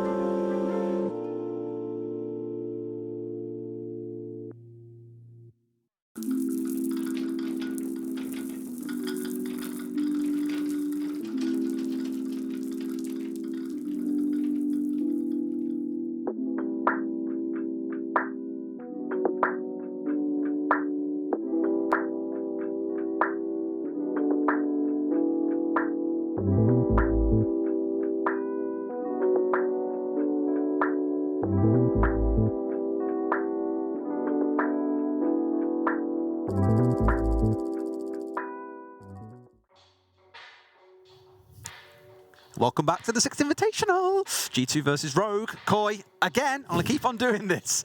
That was a bit of a slamming on the first map, it felt like, Tim. We were really sure at one point it was going to be 7-1 to G2. Koi did battle their way back in, but it's not prime time Koi that we're seeing today. So no, it's not. I think there's certainly been a lot for them to take away from that. It's not all negative. They had a very good spell in the second half there. Really did push G2 to the limit. I said it before it happened. I wasn't sure that G2 would get that final round if it went 6-5, but they showed a bit of character, dug deep, and got it done. I think I maybe heard a snippet of when G2 were just finishing up at the end of the map there. I think somebody said, you know, a bit of first map pressure, and I think there was yeah, there was a little bit of that going on for them. But no, overall looking pretty good. Obviously, Dorky having a fantastic game as well. We've got 21 kills. He came back in on, so he'd been 22. I don't know if he got a second or not. No, but I'm not sure. He was in the 20s. up there in the numbers. It was. We did check. Single map kill record is 27. Best 3 kill record is 49. Okay. So he's approximately halfway there. He's got to have a stormer of a Clubhouse without the game being over in 2 maps, and then get us through to Theme Park as the final one. But we spoke about this at the start. The map's a little bit unsure. I really thought we'd be going to Bank here for Koi's pick, but it was Miller. Going into Clubhouse, I expected Oregon, but no, it is going to be Club. A map that Old Rogue, current Koi don't know, but Old Rogue, they liked playing it a lot, but it was good as a best of one kind of, it meets in the middle for both teams. It's a map that every team realistically should know how to play, as you always like saying, Tim. Exactly that. It's far from one of the golden maps for either team, but it is a classic. It's going to be interesting. This is it. We should see very even performances out of both of them, at least. You know, we shouldn't see anybody struggling with what they're doing on this map, you know. Dorky's potentially going to be a factor here. You know, can he continue that? You think? I've said at the beginning, it can be feast or famine for Dorky. Can he continue that through into 14 and 0 or 0 or is it a struggle? If he doesn't come out with 20+ kills, is somebody else going to get them in his place? That's certainly a big thing to be watching for here on Clubhouse. By contrast, what do we need to see from Koi? We need to see better teamwork on attack. It has to happen. They need to be going in there, you know, as pairs, working together, not getting picked up in 1v1s as they were throughout their attacks on Villa. I think personally, because Club is a little bit of a smaller map, it's a little bit more, I don't want to say linear, but it's more kind of like one directional. This should be a little bit more simple for Koi to manage. They'll have more chance and execute, for example, which is where they can really shine, and hopefully shouldn't have too many nasty surprises waiting for them round each and every corner.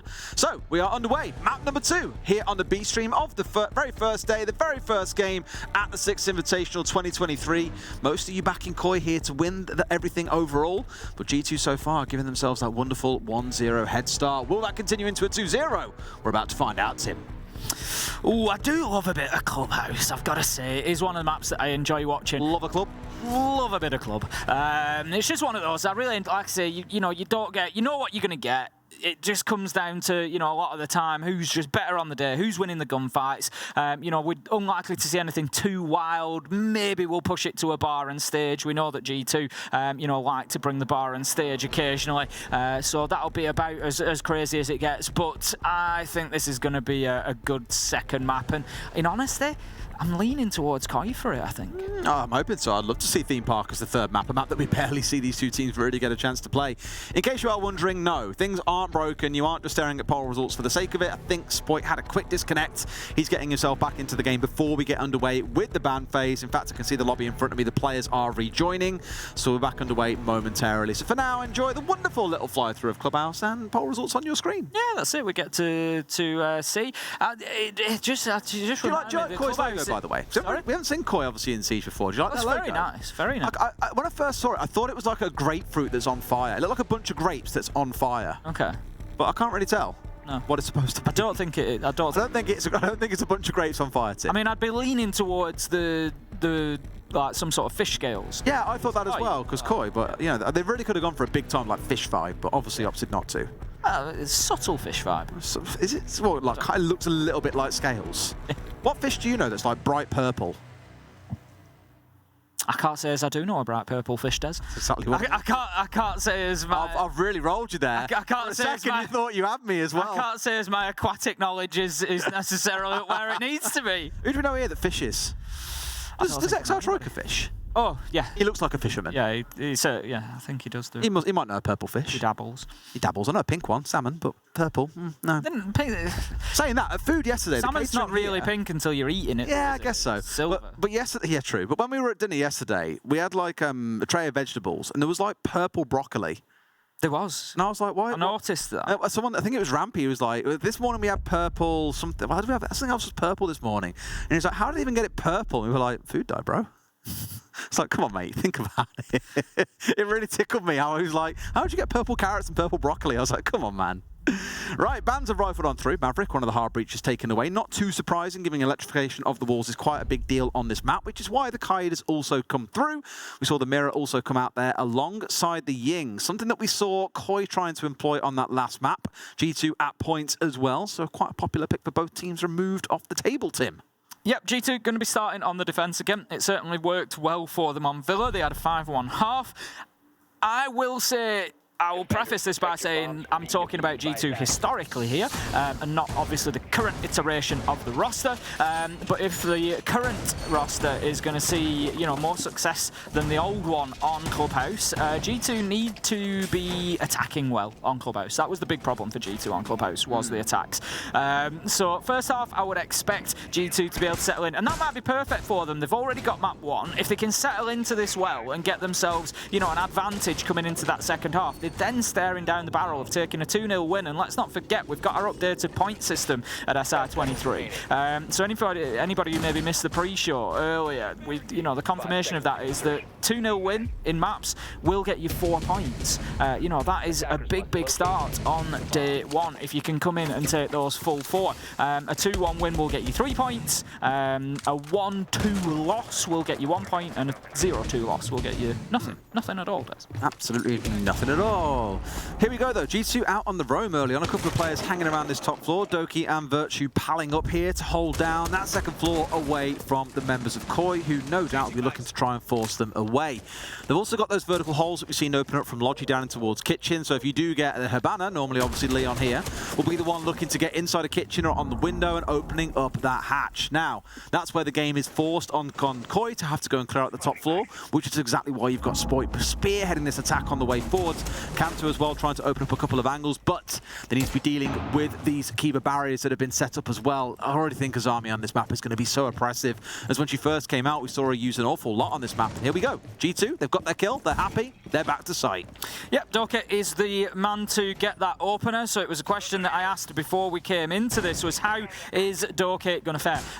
Is he going to continue on that hot streak, or is somebody else going to have to step up and find those kills? It's certainly not to say that he has continued just yet. He's only got 1, I'm not getting carried away, but he certainly does get himself an entry, and it's a big one. It leaves 1 minute 40 left for Koi, and as you quite rightly say, they are now going to be playing completely into a turtle defence downstairs. G2 happy to just keep themselves down here. They're going to be playing behind the information of Alamau. Didn't see too much success on the Pulse previously, but a slightly more sheltered position for him than last time he was playing it. Nitro going to be unsuccessful and not going to find the kill onto Kanto. It was a nice attempt as well, as they managed to weave it up through the metal bars and then also through in towards bar, and 9 times out of 10 that will kill the sledge or the buck that's hanging around in that area, but Kanto quite wise to it, stepped across to the side and was more than safe. So it's taken a couple of minutes, but finally Koi have got that first floor control and second floor control and can start thinking about the execute, because this is where I think they could be doing pretty well. They got picked apart on Villa by Doki out on the roam, causing them hassle in 1v1s.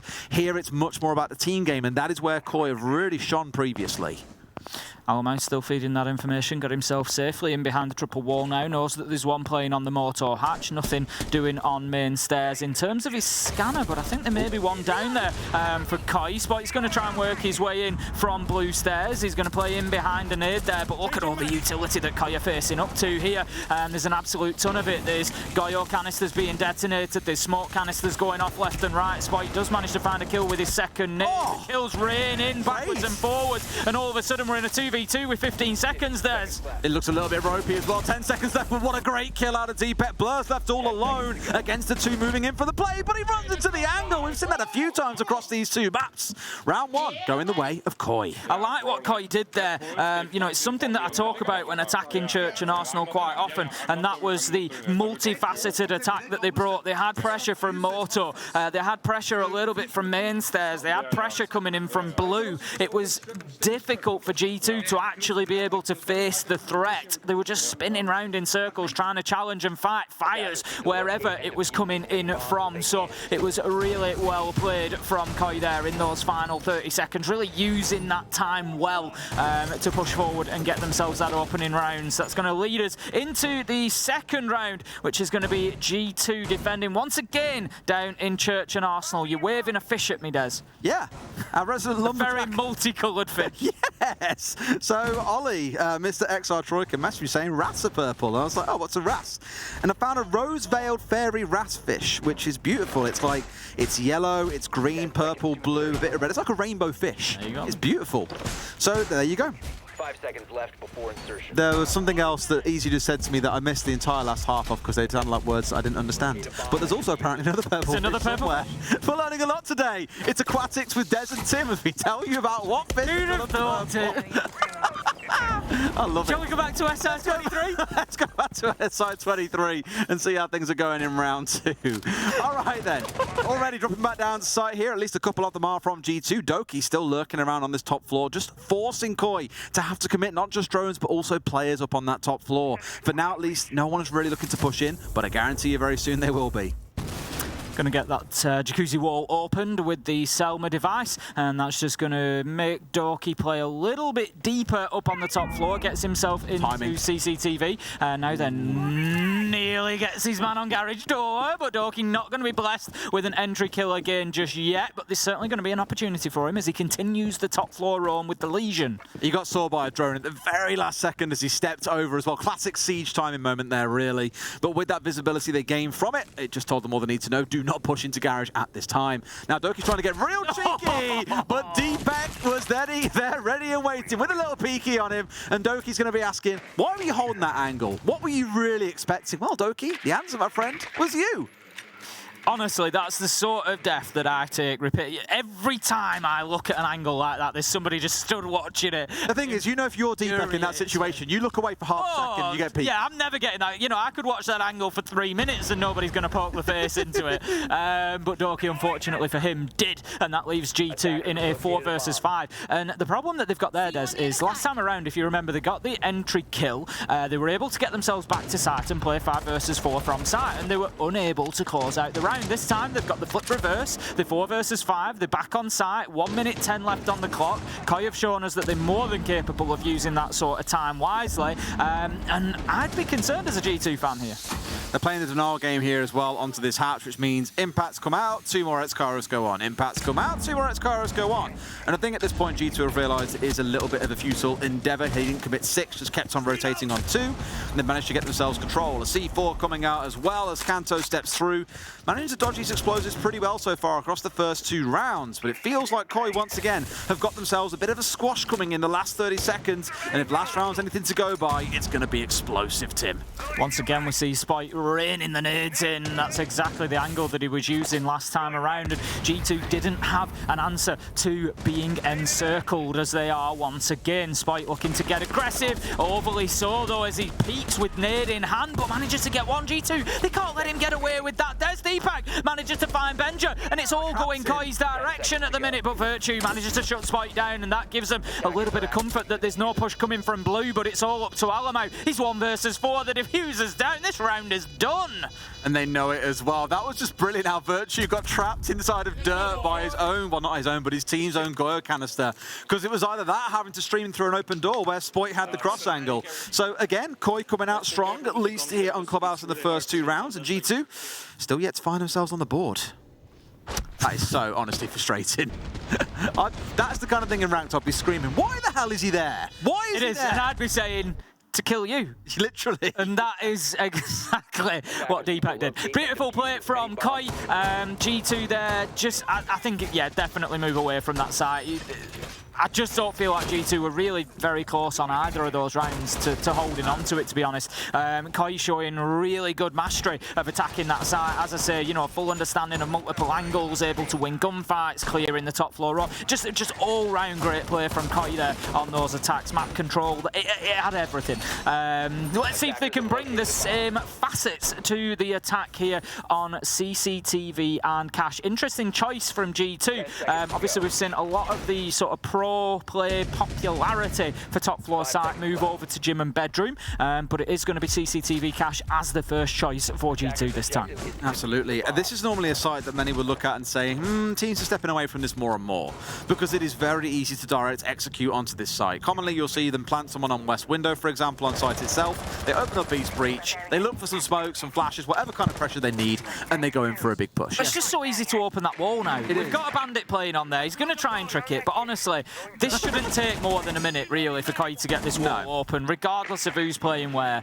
You know, they should be able to get it done. You've got the option of pocket EMPs now. They haven't brought any of them along, granted, but they do have the Thatcher, so, you know, it's...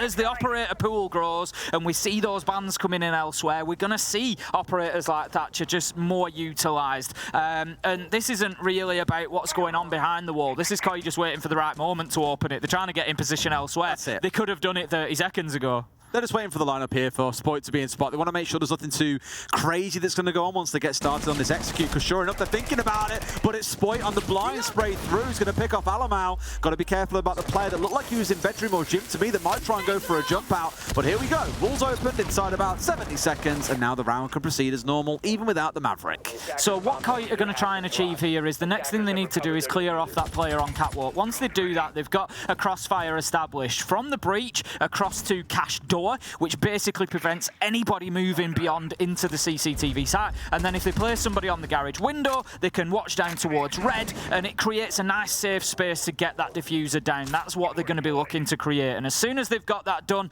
down goes the plant. And they are well on their way. The one thing stopping them at the minute, realistically, beautifully timed pre-placed nitro pull there from the Warden. But I was going to say the one thing stopping them was the man on catwalk. As that has been removed, it's all up to Blur, but very unlikely that he manages to find this. Gets one onto Cryan, but a lot of work to be done. Deepek's going to be getting that plant down, and I love this from Koi. Only 2 minutes in and the plant's going down. They have not messed around here, Des. There's a checklist to be finished and completed. They almost have. There's one man left standing, and Blur's life is the last thing on their agenda in the post plant. Just making sure they're lined up here for a couple of crossfires. One on catwalk, one out on towards the platform, and one set on the diffuser itself. As you say, Tim, 2 minutes in, plant is going down. They know what needed to be done, and they absolutely did it. Just waiting here to try and go for the firefight, but they all explode at once. It's another great round from Koi.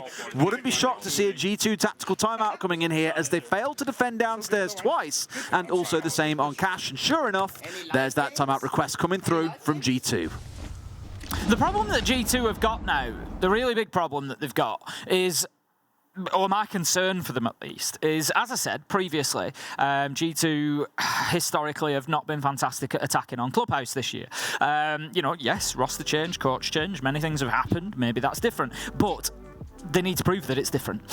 So all I can go on at the minute is saying I'm a little bit worried about G2 on the attack of Clubhouse, and they're taking an absolute beating at the minute on the defence. Yep. So it's not looking great for them. Koi have been fantastic. Koi have just shown us they're an absolute textbook attack onto CCTV and Cash, and the reason that a lot of teams have stopped playing there. You know, even with the Azami in garage, even with the ability to put up the Kiba barricades, it wasn't enough. As soon as that player was removed, that was it, round over. You know, normally you might plant in behind the server stack. That didn't happen. Deepek was able to plant on the breach, and the reason that he planted on the breach was the fact that they knew that they had red stairs clear. So as soon as you've got that, you don't even need to risk transferring across, you know, because they'd already burnt the pre-placed nitro of the Warden, you know, but in that situation, could there be somebody downstairs? You just don't need to risk the default spot. Just go in through breach, beautifully played. You know, I love what I'm seeing from Koi here on Clubhouse. It's really good. But again, it's what I kind of theorised coming in was because we're more focused on the executes here, and it is more of a checklist. You know, look, as a team, you have to achieve A, B, C, D, E, F, and then you can worry about executing. It keeps things a little more simple, whereas Villa, they've really kind of like recoiled away from the pressure the G2 are putting on and couldn't seem to rally things together to clear them out.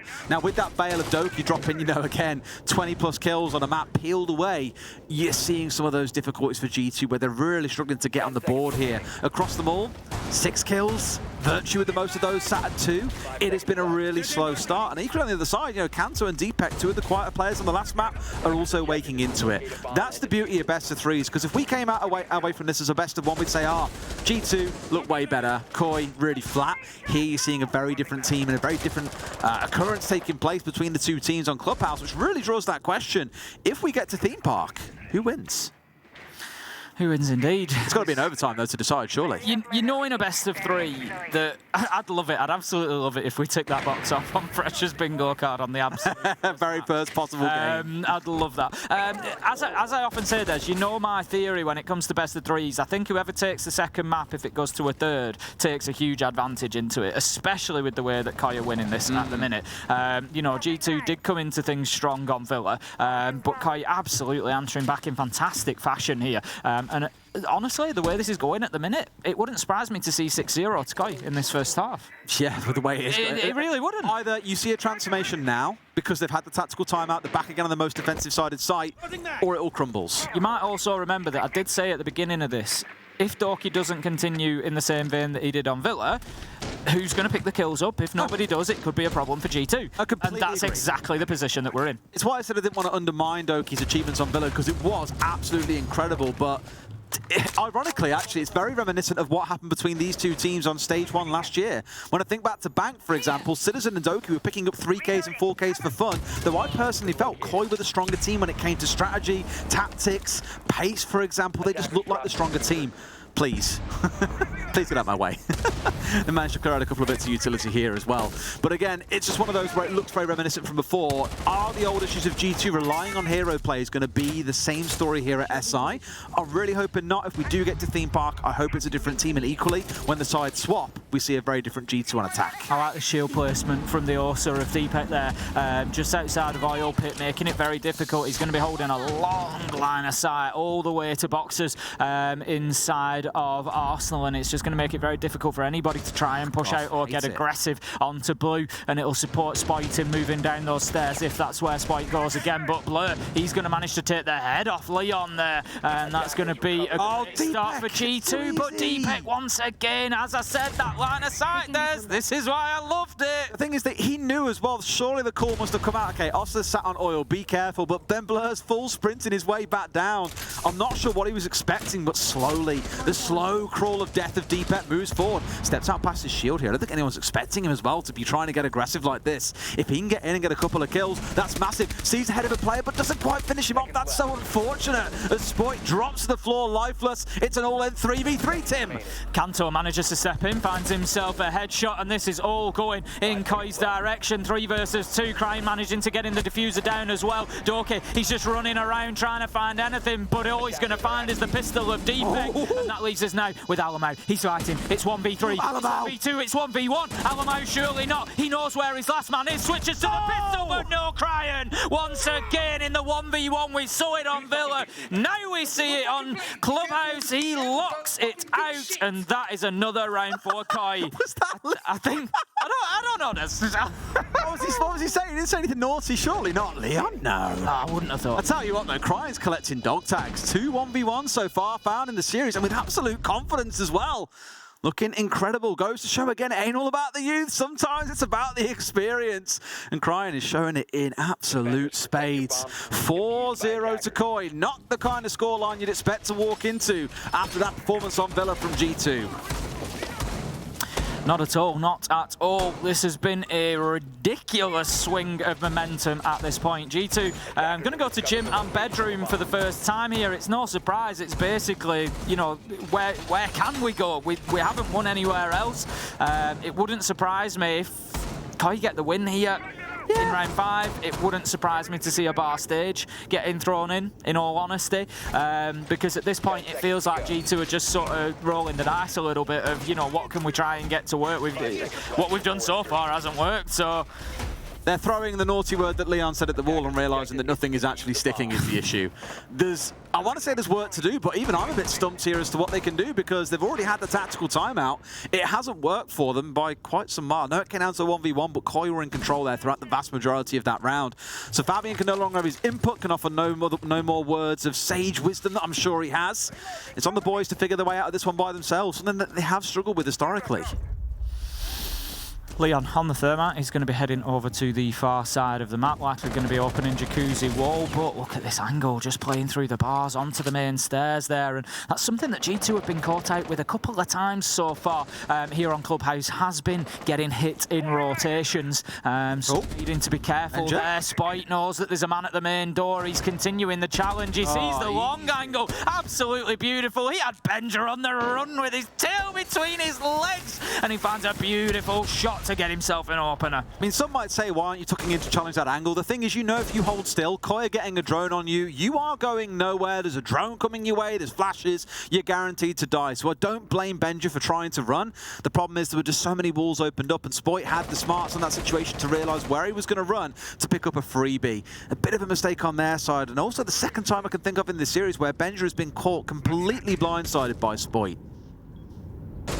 The round continues as we've got Blur just trying to hover around the main stairs door inside of sight, but you just feel again like G2, they just don't have, for me as here on Clubhouse, G2 have never had any command of any of the rounds. No presence, really. They've just been sat waiting. They've just been sat waiting for where are Koi going to bring the gunfights from? Where do we need to challenge? And that's been part of the problem. And I know it can be difficult to take that sort of onus on defence to, you know, be the one that's sort of dictating things. But it's your setup, it's your play, and you've got to find a way to make the attackers play your game. Okay, so holding still, holding fire, just waiting to see what the next game plan is coming out of Koi. We're down towards that last 45 seconds. The one thing I will say, Tim, is outside of the Cash CC round, the first one that we saw in round 3, it has come down to the wire in the last 30 seconds, and Blur just blasts crying off the roof. That's the kind of kill that you want into a 4v4 in the last 35 seconds of the round stepping into play. It's all going to come down to Koi and what fights they can take. Leon, he's searching, he's seeking, he sees the frost, smart manages to shoot it out, but it's Deepak and Spoit that are doing the work, and that leaves us now in a 2 versus 4, and things are going from bad to worse for G2 right now. Doki's going to hold his angle on the logistics hatch. I think he knows that the drop might come in, but no, they move away, and it's as easy as that for Spoit as he swings around the corner and finds his man, and it's all up to Alamo in the spot that we see so often populated by Shaiko, and he's managing to get his kills raining in as well, but this is great from Koi, just forcing him to move into sight. Spoit, he knows where he's coming from. Beautiful headshot. He's up out of his seat. And this is a different Koi to the one that we saw in the first few rounds of Villa. Their confidence is back. They are up and fighting. And they are 5-0 against G2. So, you guys can't see this because the replays are on screen, but Spoit was just in chat. All like one line per word. How do you lose that? There it is. Beautiful. Wonderful question to ask, and Spoit is starting to again rev it up here into 4th gear, really starting to fly in the game at 8-3. Sure, it might have taken him a bit of a half of Villa to really find his feet, but now that he's there, he's swinging. Look at that, we're in bar on stage. Imagine that. It's almost as if I've watched this before. It's a bit of a panic. I think they've tried the 2 primary sites they wanted to play. They've tried downstairs, they've tried Cash and CC, they've tried upstairs in gym and bedroom. Now the only thing left to do is bar on stage. And the thing is, Tim, we've seen really intricate defenses of this fight. I think back to when Doki was playing on Na'Vi, for example. They had some really cool defense at this site involving Doki playing downstairs in basement and chucking C4s up through the hatch. But I can't ignore that this was the site where Koi won the Berlin Major.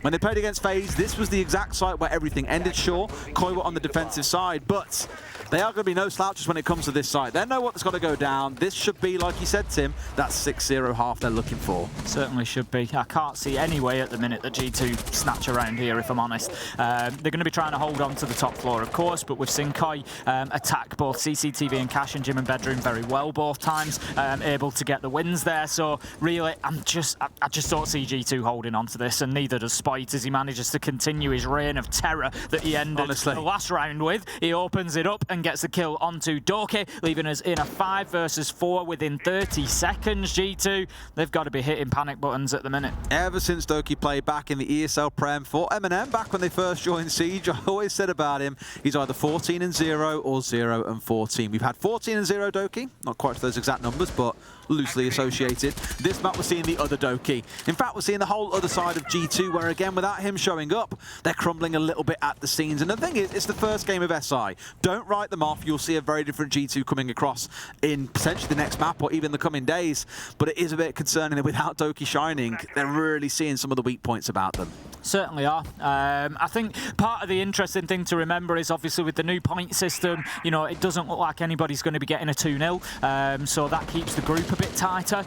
You know, we're going to be on those reduced points. Now then, Leon manages to get himself another. That's his second kill in the round. Kanto manages to find Alamau, and this is 6-0 all day long. There is no way for me that Blur manages to overcome this.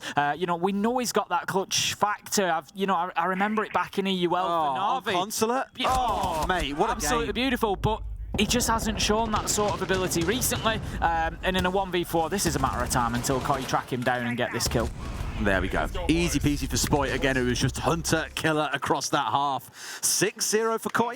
The teams so far dominating each other on their opponent's map pick, which does suggest that Theme Park is the one to come through. And that in itself is really exciting because I thought Koi would insta-ban that map. They haven't played it. It's completely off their record. For them to then bring it out against G2, who are a team that do play it, it's, I'm not going to say nerve-wracking, but exciting. Might be time for Koi to get the bathrobes back out, Des. Certainly get their feet up and have a little bit of a relax. You know, with the way things are going here on Clubhouse at the minute, you've got to say, are G2 going to come back with a 6-0 attacking half? I've already raised questions of G2's prior attacks on this map historically.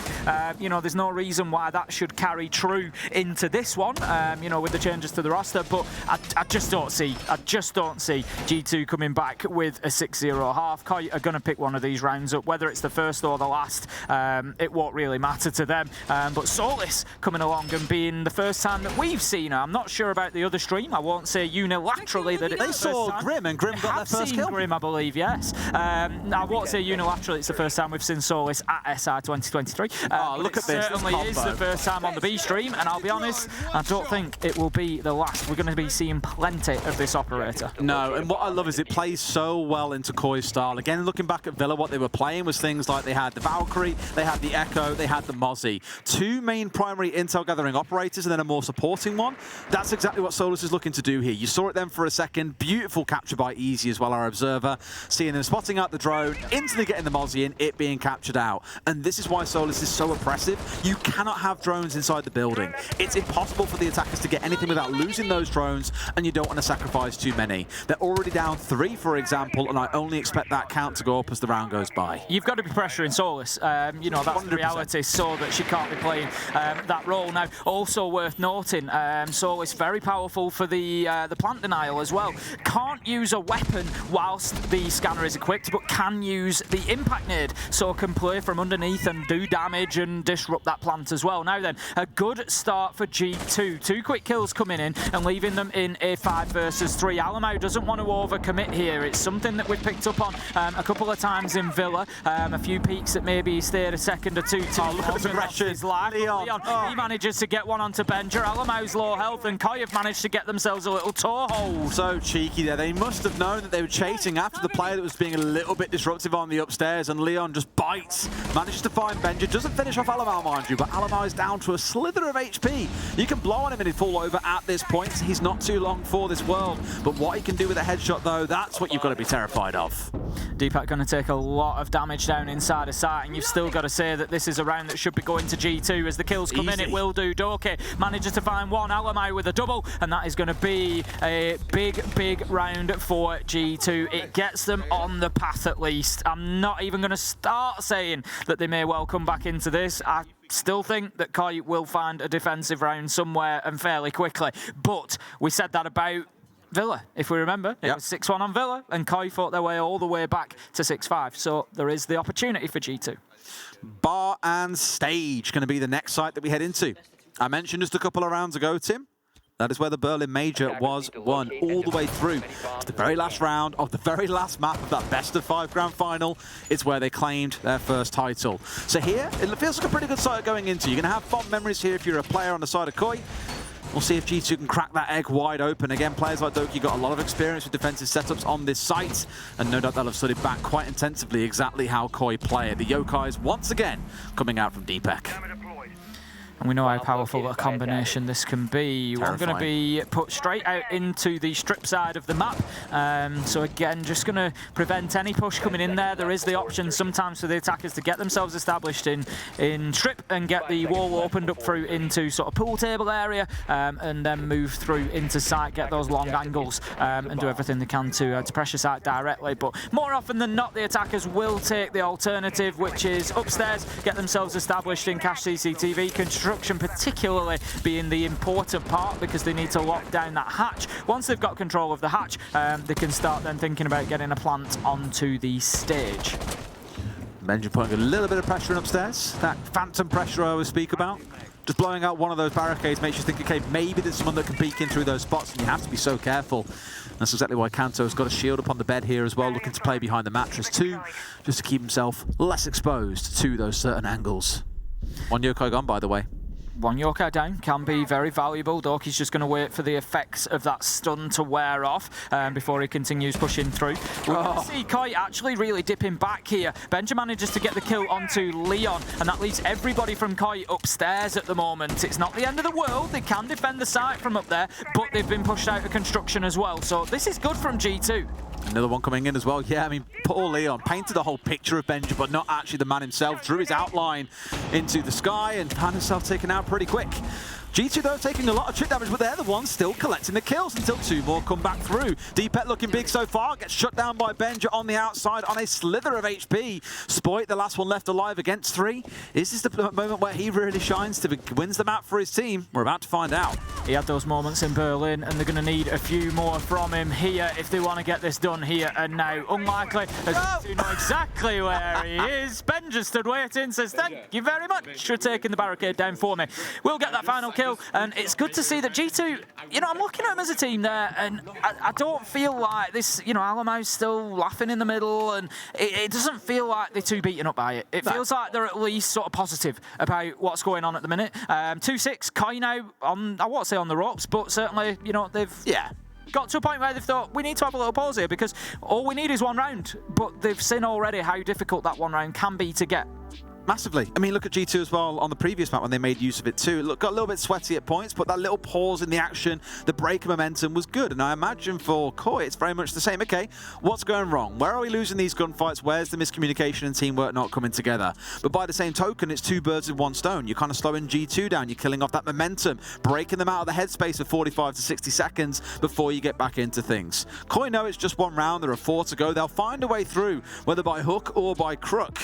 But it does start to build in the back of your mind, Tim. What if? That's it. That's the one question. What if? What if this is the start of it? What if this is, you know, us going to overtime on Clubhouse and having to, you know, go through that process and think about exactly how that works out? Gym is going to be the site of choice for Koi as they try to get this one locked down. And the problem for them is that it is the mental game, and it's every round that they don't win, the next one becomes more difficult because, you know, they start feeling that lead slipping away, and 6-4, 6-5, you know, it really starts to grind you down. We'll see whether they can hold on to the top floor. With Sinchurch and Arsenal, with Simbar and Stage so far, we haven't seen any attempt at the top floor. They're going to need to do very similar to what they tried to do last time around. They're going to need to try and keep hold of CCTV and cache for as long as possible, for example. Top of red stairs. They just weren't able to do it. G2 went in, just bullied them away. We saw, you know, the move on mast out through construction. The kills came in. So G2, just more of the same, really. If you are, by the way, excited about Stream A, but you want to watch the game back later, then cover your ears now, as that game has just concluded. W7M 2-0 over Elevate. Bit of a speed run, dare I say, Tim, to get things started over on the A stream. Yeah, I think, you know, I won't say that it was expected. We know that Elevate have... I mean, let's be honest, it was. It was. Every single man and his dog is saying this is W7M's event. Everyone believes they're the ones to win the whole thing. Very much seems like it's theirs to lose. Yes, that's correct. Yeah, Elevate, you know, they've got international pedigree. We know that they're capable of upsets, but there isn't going to be one in that first game. But what I will promise you is keep watching. There will be upsets today. First day of group stage at Six Invitational always ends up with somebody going wild, and you get those, you know, those shock results, and you get groups that just get thrown on the heads a little bit. That's exactly it. We love the groups though, Tim, because that's exactly why they're so exciting. It's just upset after upset.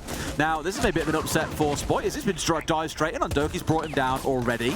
Bit of a 1-for-1 early on as Kanto gets tagged down. Deepek's down too. They're falling like flies, Tim. Leon is the last one left standing. What on earth has happened there? We'll be able to get Deepek back on his feet. It brings us into a 2 versus 3, but it's still advantage G2. Kanto not in a position to be collected, so it does leave us cemented at 3v2, and the advantage is all with G2, not just in terms of manpower, but in terms of time as well. They've got half of the round left to go. Ben just stood on the windows. He knows he can play there for the entire round. Nobody now is going to push on a flank into CCTV, you know, to make it risky for him to stay in that position, and so he can just play it out there and command the balcony all day long. No C4, of course, available for Deepek here, so going to be very much relying on their own gun skill. The Flores just doing a little bit of work to clear out one of those frost mats as yet another one comes in. And what I like from G2 here is it's all composure. They've got no drones left, that's worth noting, but they have made sure the utility has been expended. They've got themselves set up in the right spot because they had a good 90 seconds left on the clock when this whole passage of play started. Still so much time on the clock for them to make work of. No need to rush or panic. Leon just moving around inside of sight at the minute, trying to basically burn time at this point, keep himself safe for as long as possible. Deepek with a nice nitro kill. They might just be able to fight this back here. They're in a 2v2 and they know where they're both pushing from now. Leon's just going to hold his position. He manages to get the down. It's 2v1. Surely Koi don't fight this back from a 2v4, Des. He's just now in a 1v1. It's Blur. He's low health. He's going to take the opportunity to pick his man up, and that could be the play. It's Alamau who finds the kill, and that hard swings back and forward. Down on the deck, freshly revived, pistol out. I am. Too easy, a bit of last stand action going on there for Alimau, who keeps this rolling over for G2. So, at 6 and 3, no more timeouts available. Koi have already had their opportunity. This suddenly feels like it might not be as easy and a fair for Koi as they expected, Tim. I might have to eat my words. I came in saying, you know, do I see G2 taking a 6-0 half? And I did not. And honestly, I still don't. I think there's still going to be an opportunity for Koi to close this out. But G2 certainly have found themselves a resurgence. For me, this is the round, Des. This is the one. Number 10. It's 6-3. Koi are back down to Church and Arsenal. We know that it's one of the strongest sites on the map. If they're going to hold it down anywhere, you feel like it should be that downstairs. G2 are going well so far. If they get this round and it goes 6-4, then it's game on. In Koi's mind, then, the lead has been lost at that point. You know, you're only 2 points away from overtime. So for me, this is the round. The round. It is. This is the big one. It's the turning point. Time will tell. Once again, Roam coming out here for Koi. I think it's Spoit and Kanto that we've got playing out on the top floor. That Solo's returning in once again. Very useful previously to help them catch things out with the Mozzie to get those pests down for free on towards certain drones and picked off. But it's been a pretty quiet start. As you can see, only one drone gone for the side of G2. Forced to keep them outside of the map because of the presence of that Solo, just again showing how impactful that operator can be. Virtue going to try and play on a real long angle here, see if he can catch anybody out, just moving through the cash door. At the minute, he's not going to be able to find his target. He's still going to hold on to that for a little while. Spike getting aggressive onto the gym window there. Koi certainly trying to play with a heavy top floor presence here. He's likely going to know that Blur's going to be taking the wall out. He did see him move past through the drone hole, and Blur straight onto the drones to get that information. It's too easy. It is too easy for Doki. He goes in with the pistol. It's all pistols for G2 at the minute. And the last kill of the last round, the first kill of this one. Doki, he knows that there's a second on his side. He's trying to challenge, and he's sticking with it. Alamau manages to get canted. Doki with a second on the pistol onto Spite. He's just starting on kids at this point, isn't he? Quite literally as well. Moving himself up to 6 kills on the map. It's not quite as bigger performances we saw back on Villa, but it's getting the results. And this time around, it's a reverse blind fire. It was Crine who was caught out blind earlier on, but they've managed to get themselves one. They've put down Blur as well, finished off. Leon being pushed here has got to be ready for the swing. And in it comes. 2 quick kills for G2. Up to 6 and 4 we go. As I said, to me now, the lead has been lost. 6-0, you know, only 2 rounds away. You know, you're talking about a completely normal scoreline here. Not only that, but if you're Koi, you've tried Church, you've tried Bar, you've tried Jim, where do you go? You know, they're obviously not keen for CCTV cash because they didn't go there last round. They went back down to Church and Arsenal. So right now, I just feel like they're really beaten up and on the ropes, particularly mentally. You know, I said that it was very unlikely that we were looking at a 2-0 win, but that's looking like a real possibility for G2 now. It's looking a bit ropey. And the thing is, Tim, it's almost reminiscent of Villa. It's like we've gone kind of full circle back to the first half of Villa, where Bakoy, they're getting caught out a lot. That's what's kind of frustrating at the moment, is again, not being aware of where they're being pushed from, not respecting potential angles, or just being in the right spot that they have to sprint through those angles, knowing full well they could lose their life. It was Crine in the previous round, now at 2 and 8. Hasn't been a great map for him, but they're struggling to really make anything happen. And this must be where you really start to feel nervous as Koi. If you haven't already been, you lost the last map. It looks like we might be here. Also, I hear a streamer with us, Tim. So hello, those of you who have just tuned in with us. We had a 6-0 half for Koi, in case you missed those lines a few moments ago. They were 6-0 up after their attack in half. G2, we thought, had no way of being able to bring things back, but they've got 4 rounds on the bounce. Koi have barely come close, so it feels like overtime could be on the way. As if you would expect anything less from Des and I. Welcome everybody on the Airstream. Pleasure to have you with us, of course. Now then, let's see how we go in round 11. I said that I thought that round 10 was particularly important for G2, and it's one even more so in a position of being game on. Blur's going to open that construction wall. They're attacking onto Gym and Bedroom, and again, the thing is, for me, G2 feel like they're moving faster and faster here, Des, and you know, hopefully for G2 at least, that doesn't create a situation where they're getting ahead of themselves, but they're certainly not messing about. The confidence is back. I mean, it feels like they're really growing into the game, right? Alamau had a real soft start to Villa, is now finding himself at 13 and 7. It's looking good. Leon now being the one who's kind of off and roaming on this cap can. Spoke about this a little bit back on Villa.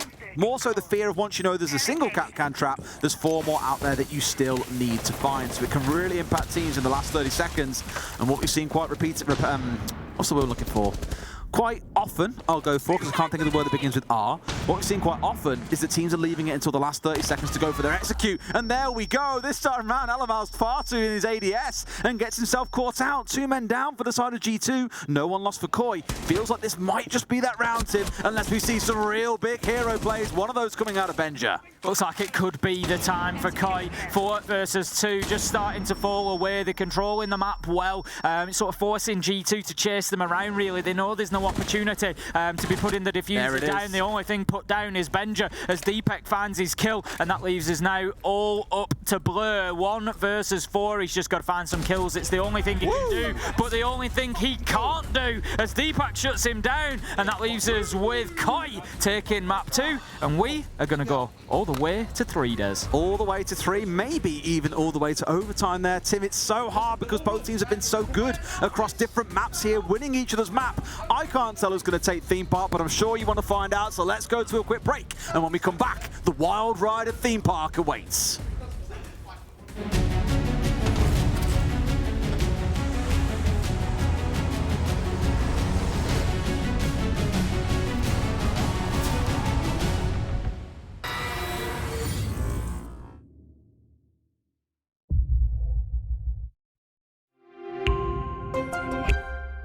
I'm Nicholas Morton, but you know me as Pingu. I'm a 2-time Rainbow Six Siege World Champion and former top Rainbow Six Siege player in Pro League. Welcome to my Siege Ranked Bootcamp. We're talking 20 seconds left on the clock, you got the diffuser in hand, what do? Play the way that you're comfortable with, because you have confidence when you're in this position. That is when you're gonna be at your very best. Good luck.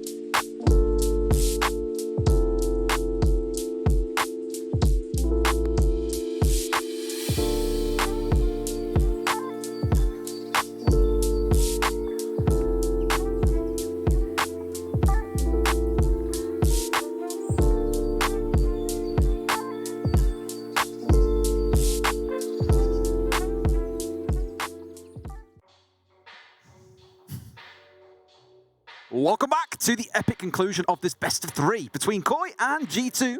And on any map it could possibly go to, Tim, we're going to Theme Park, a map that Koi have played once in the last year. That was at the Berlin Major.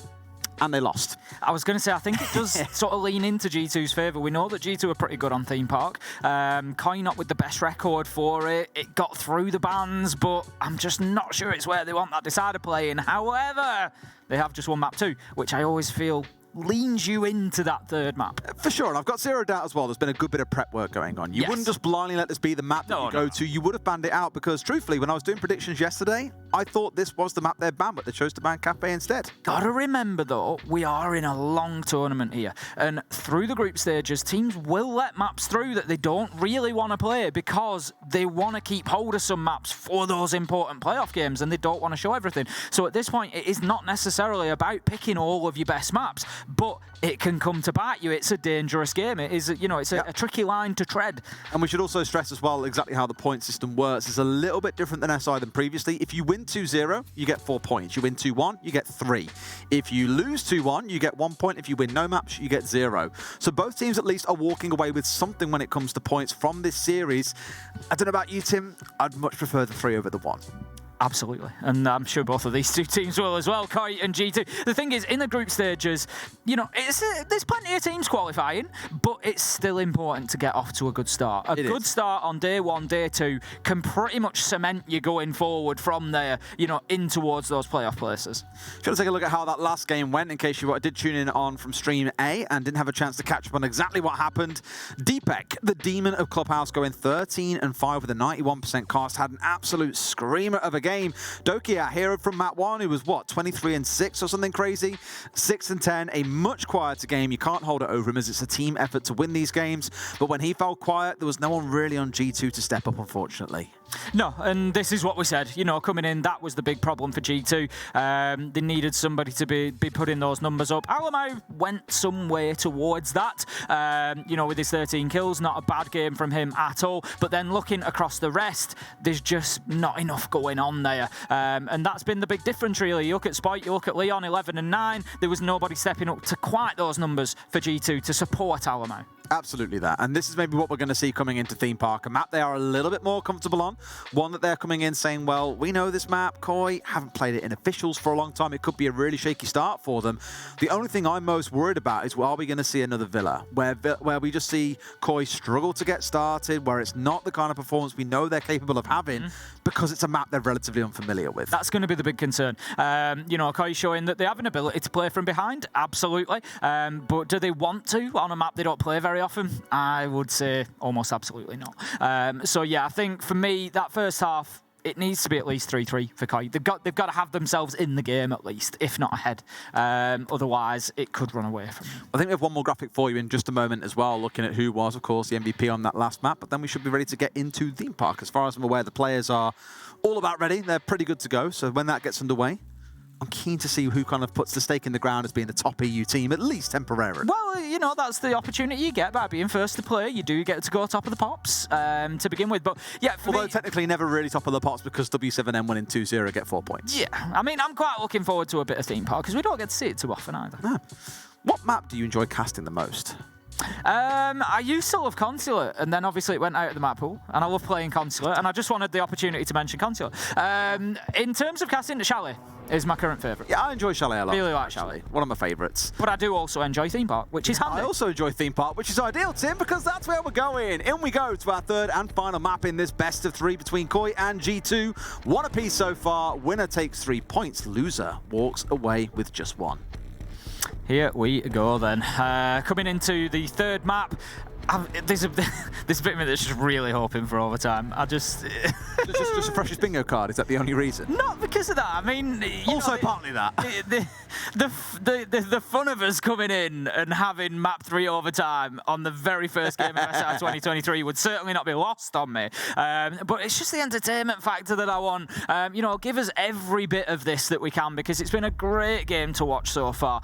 You know, we've had big individual moments. We've had great team play from Koi on Clubhouse there through the first half particularly. You know, and I just want to see as much of this as I can now.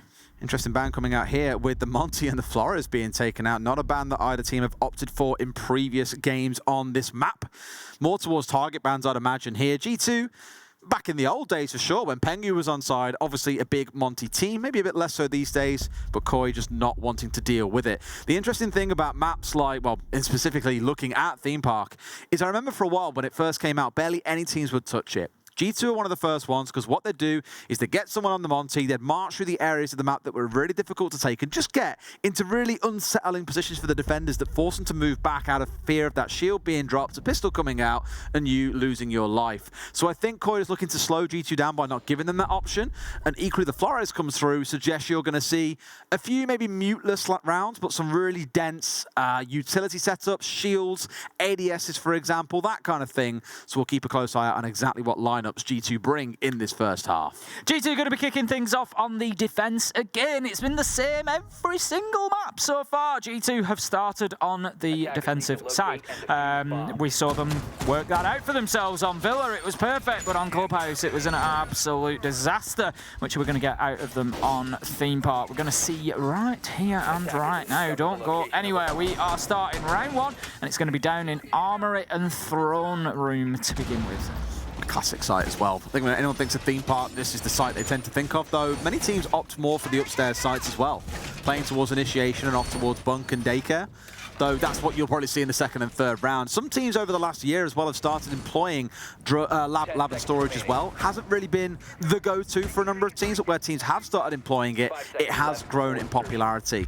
The thing about this site that I'm always a bit uneasy about is for many teams, they'll get a wall open, and then the defending team is like, well, that's it. Site's exposed. We can't really play in there very comfortably. We've got to go and play deep up towards yellow, for example. Doki, they're looking to get cheeky on the rip, looking for a little bit of a spawn peek. Only thing is, no one there to be found for Koi. They keep all 5 alive. Not as of yet. One of the reasons that this site is particularly strong is there is very limited vertical play above it. So whilst G2 are sort of having a presence up there at the minute, they won't probably fight too hard to keep hold of that top floor. There is a little bit of work you can do out towards the yellow wall, but nothing around the throne really, which is where a lot of this sort of site-based defense will be mounted. Now, I'd like to see as attackers, Koi, maybe you need to open a couple of the walls. For me, it's not enough. It was a criticism that I had of Team Liquid for the longest time, was we would see them struggle to attack this site every single time, and they'd open the maintenance wall and just try to push in through that one breach, and it just never really works. For me, I want to see that yellow stairs wall opened, or maybe the barrels, or, you know, try and get 2 points of ingress into the site, much like you do on Church and Arsenal of Clubhouse, just to try and force those defenders to work on multiple angles. Bit of time to figure this one out, but Spoit has been droned in, taking over large parts of the map. Got to be careful of that soft wall off towards yellow. It did have a hole in it, and there was a player on yellow stairs, but for now at least has avoided death. That drone's still at his feet, and I'm sure G2, they see that drone coming forward. They know exactly what it means. One of the entries are not going to be far behind, and that's exactly what Blur is waiting for. Yep, Kanto's on the book. He can start opening up what limited vertical angles are available. Crying's going to take Blur down, so that's a good start from Koi, and not what G2 wanted to see. They've got control of yellow stairs, so they could think about the potential breach onto yellow wall, maybe just one of those Selma charges, just to give a line of sight through there at least, and then think about the actual ingress point into sight, which at that point I would imagine would be maintenance wall. My only real complaint from Koi so far in this round, because they're playing it brilliantly, is it was about 40 seconds in, I think 1 minute 52 we got down to. Everyone's in the building, for example. It wasn't until 1:52 that the drone started leading Spoit into the building. That's really 40 seconds of time they could have been getting top floor control that has been somewhat given away. Now with only 45 seconds left, they're just starting to get themselves set up on the ground floor. My main point being they left everything very, very last minute to worry about what's actually happening downstairs. And as you may well have just seen in the top left corner of your screen, there is a G2 player lurking inside a lab and storage. Could be the backstab that wins G2 the round. Deepak manages to get the kill onto Benja, leaving us now 5 versus 3 in favour of Koi. They need something big from Virtue, and he manages to get one. That is a big, big start, taking down Deepak. But the trade immediately there, and that team player that I referenced from Clubhouse is just really starting to pull forward. It's transferring onto Theme Park, but okay, he goes big, gets himself a double, and all of a sudden, Des, we're in a 2v2. Leon's putting the diffuser down. He's going to have to stick this or the clock will run out. Oh, he pulled off out of fear as well. Now Ryan's left in for a second there. It looked like Doki was going to go for the swing and could have cost him the round, but no, time runs out. And G2 do just about hold on. G2 have got away with one there. They have. In reality, it was 4v2. A couple of big kills from Doki. It was a big play. We didn't catch it. I'd like to see where that came from. But ultimately, as you say, Leon just pulling off that diffuser. Maybe he didn't have a choice. I don't know exactly what the situation was. But what I will say is, you were going to lose the round either way, so you might as well have kept hold of it. Pros don't fake, Tim. It's a classic saying, and it's there for a reason. I think if it stuck that, it'd have had time before Doki managed to round the corner onto yellow and come for the firefight as well. So one of those that you look at and just say, yeah, I should have stayed on it. It's going to happen. No one's perfect. Of course it does. Let's not worry about it all that much. But for G2, a good start after what was a pretty bruising performance back on Clubhouse. They get the first one on the board. It was a pretty bruising start to round one, to be fair. Yeah. You know, they've had to fight their way back into it. Now, I know you'll be excited, Des. We did mention the pick rate of Aruni. Yes, we did. And we do have some Aruni player here. I think, as I say, I think we did have a little bit on Villa. But we definitely do now with Virtue bringing along those laser gates. Yay. That's all I really wanted to hear. Say the line! Say the line, Tim. Okay. It's very much a moment for you when people start tagging me and reference that in hashtags. It's beautiful stuff. But yep, we've also got the mirror on side as well, so G2 very much looking to waste a lot of time here. Burn through utility, just slow down Koi once again. This is horrible. It's classic Ratty Doki. Just why are we surprised by this? Horrible. I'm not surprised at all. It's just the sort of peak you hate. You go up on rappel and somebody's on the threshold of the door and they just haven't quite gone far enough to be The like, thing is, you know it's entirely your fault and that you had the tools at your disposal to deal with it in terms of drones. You know you did. Absolutely that. It's completely your fault, but it's still one of the most frustrating things. Doki's going to be playing around the top of Dragon Stairs then. Actually, as I say that, he dips himself away, deciding that the heat is getting just a little bit too hot, and he's going to get himself back towards site. But again, the speed that we've seen from Koi in this round is a lot better. Not forgetting it was 152 last time until we had drones at Spoit's feet. This time around, they've already been in the building. They've already sniffed Doki out. They've already forced him back, so they've gained an extra 20-25 seconds there or so when looking to make their push forward happen. Kanto going to be just getting back onto the drones, checking control ahead of him. He's on the flank watch at the moment. Doesn't want anybody popping up on this side of them. The majority of the push is going to continue through cash, bathroom and into office, but they're going to be playing into a mirror window, so definitely need to be careful there. There is a real opportunity for G2. You can't give those away though, Benja. Just standing a little bit too close to that window, giving an angle, but does largely get away with it. Only lost one of his arms. Timmy's all right. He's not a problem. He'll fight on. Now we'll see it at a long distance here as well. If he looks correctly, there is someone looking to push their way through. Leon has got himself inside, looking to do some damage, but no! Virtue's got the long angle. All too easy to get that shut down. And again, that's only the first one in the round, but for G2, it feels calm, it feels composed. Koi still trying to assemble answers even as we get towards the last 60 seconds. It's going to be a time factor for Koi here, I think, more than anything. As you said, they're going to have to start rushing because they're just not really in a position. They don't have any control over the map necessarily. Certainly don't have any, real access into site other than that position in break room. But that's been dealt with. Deepek's playing on the windows. You know, they're not established in there anymore. The kill onto Leon saw to that. So it's going to be very difficult for them, I feel, at this point in the round to start really mounting that final execute. I mean, at least bouncing a second one back here as well. Koi slowly starting to see their ranks thinned out as Blur lets his man pass. That's the mirror taken out, and now Spoit's at least inside of the room itself, but can he really go much further? Given all the utility sat around and the angles no doubt being watched too, into a final 3 versus 3 with 20 seconds to go. It feels like Villa all over again, Tim, when it comes down to these last second executes. Yeah, it's probably going to be a little bit of a rush here. Cryin trying to get himself in and get the diffuser down, but Blur, he's going to take out Spoit. Doki finds Cryin, diffuser down, round over, as it's Benja that manages to find that final kill, and that is G2 2-0. It does feel a lot like Villa again. It feels very slow from Koi. And I don't even like blame teams that like to take it slow and make sure things are properly checked. They've got a plan that they're formulating on the go, but it's lacking that last little bit of oomph in the final few moments, right? We're getting to the last 30 seconds. They haven't got all the control they need. They aren't ready, and things are falling apart from there. G2, for the most part, outside of Doki, have just sat saying, okay, come at us when you're ready. Like, we're ready for you, but you're taking a long time to get here. going to be heading into round 3 then, and this time it's going to be initiation and office. Not too much of a surprise, and it's becoming a real theme within this game. It's becoming a real trend. Real theme, did you say? A real theme. It's almost as if we're on theme park. It's becoming a real trend where teams are just coming in and absolutely dominating the first half of the game, and then, you know, leaving it up to the other to have to fight back. Again, a 5-1, 6-0 at the minute for G2 wouldn't massively surprise me, because, you know, as much as the numbers might say otherwise, Koi haven't really been, you know, consistently in the 2 rounds in a position to put a defuse down, to execute on site. You know, they've not been getting in those positions. They didn't even challenge into site in the last round, realistically. So definitely a little bit more attention to that needed from Koi. Really only crying so far, getting himself involved as well. Set at 4-on-1. The other members, Deepak somewhat aside, yet to get themselves on the board. So it has been a slow start for Koi.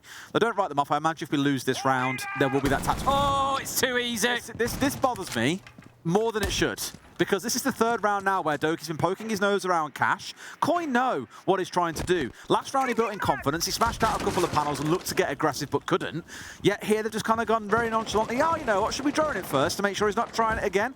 Now let's just step up and see what happens, and he's got himself a big freebie.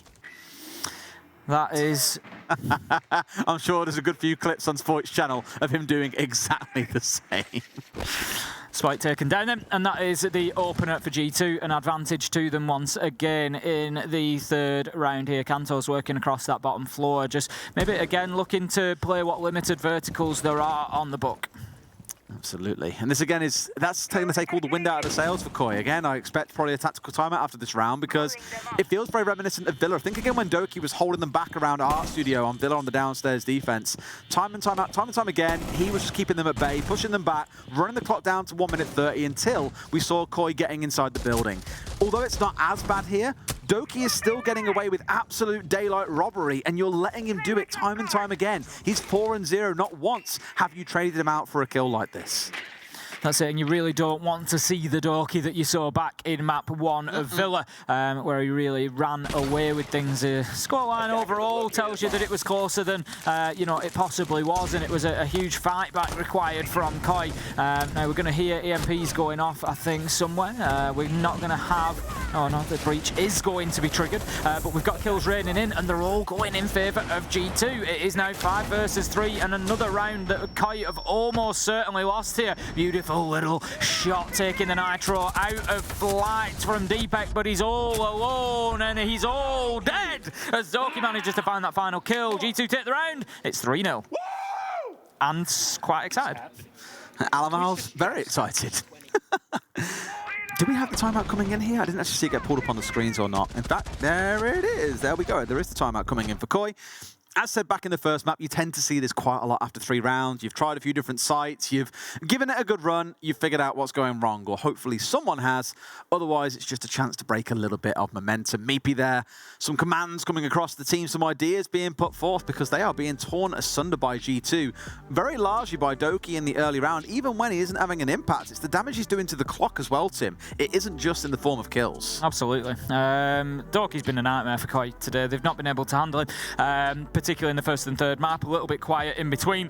But right now, the concern for Koi is coming into this, we said theme park is not a great map for them. We've seen them play it once recently, they've lost it once. G2, by contrast, we know are pretty good here, as they're showing us. A great mastery, a great command of the defensive sites shown so far from G2. And Koi, I think the longer this goes on, the more difficult it gets to break that down, because G2 know that the 3 points are awaiting them for a 2-1 win. You know, what a great start to SI for a team that, let's be honest, has struggled throughout the year. You know, they've gone through a lot of ups and downs. The performances haven't been at where they would want them to be throughout that time. So to turn up here and get a solid win against a team that they know is going to go at least, you would expect, to the playoffs. I would, you know, have thought Koi would make it out of the groups. It's a great start for G2. It is, and for me, the real big thing I was excited to see for G2 this event is this still a work in progress, or are we starting to see the finishing touches being put on this art piece? And I think with the addition of Benja, it does change a lot about the team. Citizen and G2 have been synonymous for years now, since what, 2019, when we had Citizen move over from Na'Vi? Him moving on is a big change to this team, not just in terms of how they play, but also culturally inside the team, inside the camp of G2 itself. So far, it's looking okay. I don't want to get too excited when we're only 3 rounds into their third map of playing, but it is looking like this team is starting to find its fit and its form. Doki once again getting aggressive on that side of the map. This time certainly a lot more caution being applied from Koi. Leon was vehemently watching that window and waiting for his opportunity. Spoit round the opposite side of the map. Going to be looking to push into Cafe when the opportunity presents and start to get that that vertical superiority gained. But Benja can't quite find. He knows that the drone's in behind the box, but there's just nothing that he can do to take it out. For now, it's just trying to burn through the... I mean, he could use a nitro on it. I mean, he could.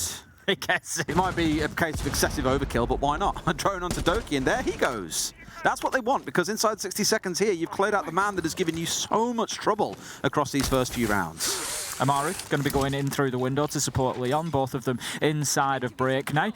Crying, again, steadily away. You know, he's getting his kills, but it doesn't feel like he's had those big moments that we know that he's capable of as well. Plenty of time yet to come. Benja, he's just marking out a nitro there. I think there's maybe a little bit of intel on that floor above him, and he's just asking Doki, who is sat, as we can see, on a black eye camera. So what's happening there is Benja's just marking the position of that nitro, and he's waiting for Doki to call it. And as soon as Doki, watching that camera, tells him that there's somebody above him, he will pull the trigger. Now then, Kanto, I think that drone was underneath, and Benja was, I was just going to say, the drone... Oh, this is dangerous, Benja. No, he was far too committed to the nitro, and that is beautiful play from Kanto. What has happened there is Kanto has sent the drone underneath, he's seen the pre-placed nitro, and then when Benja's attention was taken trying to get that nitro back in hand, Kanto goes in with the information and gets a kill. Beautiful play.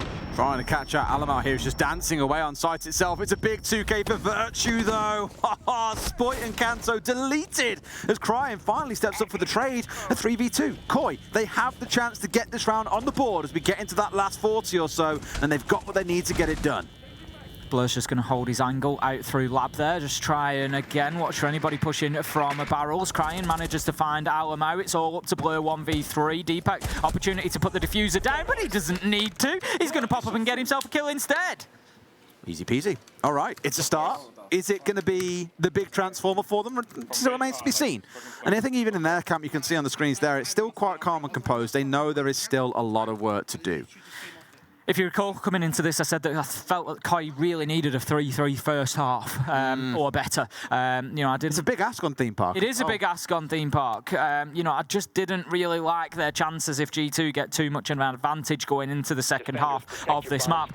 So another couple of rounds coming up that are particularly important now for Koi to try and just get themselves further back into this. And you know, it's going to start here and now with this attack that they're going to be bringing onto Bunk and Daycare. Just again, it was a good round for them.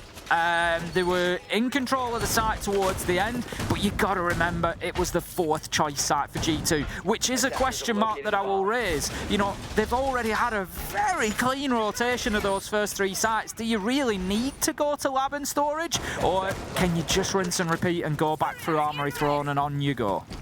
That's it. I mean, for here, this feels very similar to what we saw out of G2. I think it was in round 2, I want to say, when we had these setups of the mirror protecting inside of office, sorry. Last I recall, it was actually when Benja basically let Spoit slip past him and get control of study and then command the whole area around waiting room 2. This time around, it should be a little more aggressive, a little more composed in their defense, I think. Again, you've got Doki trying to go quite aggressive and hold them at bay. This will be a big test of character for Koi. They've had their tactical timeout. They've had a discussion about how to deal with Doki. They should have an answer. Doki, he was only a couple of seconds behind the pace there, and he might have been finding himself another, but it's actually Virtue who's going to kick things off. DMR kill onto Spoit, leaving us 5 versus 4. Doki can't quite find the angle, and he's going to force Leon up onto the roof. He's going to maybe just spray through the hatch there. He's not going to find his man. He knows it's unlikely, but it's always worth just throwing a couple of bullets in that direction. You never know what luck you might get, but great start for G2 in round 5. I'll never forget. I want to say it was in the UK league that we have in the Nationals, where we had the blind fire on Clubhouse from construction spawn through the single construction wall that killed a Clash that was standing on bedroom door, and it was literally just a random couple of bullets being fired, and I was like, that is all the justification you will ever need to see why spraying through soft walls and soft floors is always a great idea. You just don't know what you're going to find. No, you really don't. Kanto, just again, using those drones. We saw, the ability to not only use the drones, but to directly impact the round from them last time out from Kanto. So he's going to just be trying to do a little bit more of that work and potentially work vertically underneath. Cryin knows that there's one out there on Arcade Stairs, but he doesn't manage to land any shots. He's going to take a little bit of damage himself, and G2 are going to back off from there. He can throw his nade in all he wants, but it's unlikely to find him a kill. Doki manages to get Leon. 5 versus 3, 1 minute 10 left to go. Oh, the timing on this. I really thought we were going to see Doki step forward straight into the nade path. And again, it would have been another classic Siege timing moment. But as much as these nades are raining in from below, Koi have found no one on the side of G2. All 5 still alive, and they're down 2 members with only 55 seconds on the clock as well. Tim, it feels like this round is going to go against them. Yeah, Koi are a little bit scattered at the minute. We've got Cryin out towards Cafe. We've got Kanto currently working on the opposite side of the map. They are very, very solo as it stands, just working, one-for-one pushes, and it's just going to give G2 an opportunity to win those fights quite easily, potentially. Okay, well, as it feels that fragmented Tim, it does feel like it's going only one way. We get into that last 30, and Koi trying to kind of step forward here, see what they can find, but it's looking completely the wrong way. Alamar gets himself a freebie, and the second one rifles on through. Kanto is left alone against 5. G2 will go up to 4-1, and that 3-3 half that he said they so sorely need on the side of Koi, Tim, it's now no longer a possibility. It's not, and as you say, if you're a Koi supporter, I think at this point you start getting a little bit concerned. Now, let's not forget, G2 have still got to do it on the attack. Not always the easiest. We saw Clubhouse. It's not always the easiest of tasks, but like I said, I just feel like G2 have an edge on this map, and I feel like it's not something that's going to worry them. A 5-1 half, I won't quite call it disastrous for Koi, but it is certainly going to be a very difficult mountain to climb. But it's not good. It's not ideal. It's not ideal. It's a slight inconvenience, you might say. Certainly is. It's not going to be easy, is the reality. It's going to be a very difficult mountain for them to climb, to come back from that. They've shown us that they can. They took it nearly all the way on Villa, so there is still the possibility. But for me, they really want to be winning this round. It's an attack onto Initiation and Office. Last time around, we saw the spawn peak from Doki, and they didn't really get themselves established in any sort of position to be able to execute Koi. So for me, what do Koi need to be looking to do here? And I think first and foremost, get themselves established with some map control in numbers, not spread out and playing solo, which has been a common theme a little bit for Koi here so far today. Get themselves established in an area of the map as a beachhead to start building from. Just do that, and then worry about the rest. And they are doing that, right? So I'm seeing Cryin coming along here in the Amaru. I'm straight away going back to what they did last time, which was zip their way up inside a kitchen, take over with 2 men together at the same time, and sort of start your push from there, which I like, because the go-to expectation on this map is that you push inside a cache, you push inside a cafe, and those are your 2 points of entry where the team really starts to base their assault from. So if you've got a slightly different idea, I'm all for it. That is, of course, assuming they go for that path, because Cryin may not even need to make use of the Amaru Gara hooks here. Instead, just walk in, rocking the gun instead. Okay, he sees his opportunity. Can't quite find the shots onto Leon. Does do a little tickle of damage, but that's all that Doki really wants. The kill would have been perfect, but he's got himself away into the map. No damage taken, more time wasted, and that is the first minute. Looking pretty good for G2. And Cryin still vibing up on the roof then for now. Then, so I think trying to get themselves some hatch control, which is no doubt open right underneath him. And here comes the push in through Cafe, one of those more normal pushes that I spoke about for this map. So that is their beachhead to get things started and underway. Alamar the one looking to try and challenge that angle. Is slightly wary of the hatch that sits above his head as well, but it's Benja to be taken down. Good start for Koi. It's better from Koi. It's what I wanted to see. Push in numbers, get yourself established somewhere, and start working from there. Another nade is going to come in that will get the final kill. No, it doesn't. It takes a little bounce, doesn't quite find its target. Might be an opportunity for Virtue to be collected here. Alamai just being cautious for the time being, making sure that the push isn't coming. But I would imagine before that bar ticks down, he will take the opportunity. Dorky manages to take what little health Leon had left. Not that it would matter as he found himself a headshot. Blur just holding the reverse angle on that mirror for the time being. And that's going to leave us now in a 4 versus 2 effectively. This is a round that Koi can win. I was going to say, surely there's just no way Alamau can get his man back up there because it's so risky. They had no control over the arcade balcony, and you can see that from Alamau almost losing his life on the exit, but now he's a little bit penned in. Koi know exactly where he is. If he comes out of this one alive, he's a miracle worker. Finds one, wrapping around for the second, and finds his miracle. Man. How has Alamau find 2? He's the miracle worker himself. It's a 2v1, Crying being taken down, and Alamau with a massive 2K gives G2 the 5-1 half. That is absolutely huge for G2, I'll be honest, and I think, you know, a lot of other people coming in here, I don't think that there was a clear favourite, if I'm honest, coming in today. You know, I said I thought it was going to be a good game, a close game, but I think, you know, many people would have probably swung towards Kai a little bit, given that they had the win major, you know, everything else. The roster disruption for G2, you'd have given an edge to Kai. But G2 are looking, and I said in my notes that I wrote about G2, I don't always understand the expectation that falls on G2 anymore. You know, it's the name. It's like TSM. It is the name. You know, but the last major title that they won was SI 2019. You know, that's the reality. Beyond that, yep, they've won, you know, EU League finals, couple of bits like that, but they've not been to that point. And, you know, at major LAN events like that, I look at it and I think I don't always understand where this, you know, we need to sort of curb our expectation of G2. And I've done that myself coming into this tournament. And this G2 is a team that I'm looking at now and I'm thinking, yes, this is something that we can get excited about. Yeah. This looks good, it looks entertaining. It's like I said, are we putting the finishing touches on the final picture, or are we still in like a builder phase is what this event was going to show? And I didn't want to get too excited by, as I said in round 4, by the third map in their first series played. We'll have a much better judgment of them by the end of the week. But what we're seeing so far looks good. The only thing I'll reflect on is a lot of this has come down to Doki today. Yeah. At 1 was him popping off big time. Here on map 2, it has been him being a massive disruptor hanging around Cash. And truthfully, Koi are the kind of team that should know how to deal with that sort of play. Given they've won a major, they've dealt with this sort of thing before, but have looked a bit scared almost, a little bit unaware, less sharp than normal. I'm not going to say G2's success is all down to Koi not playing well.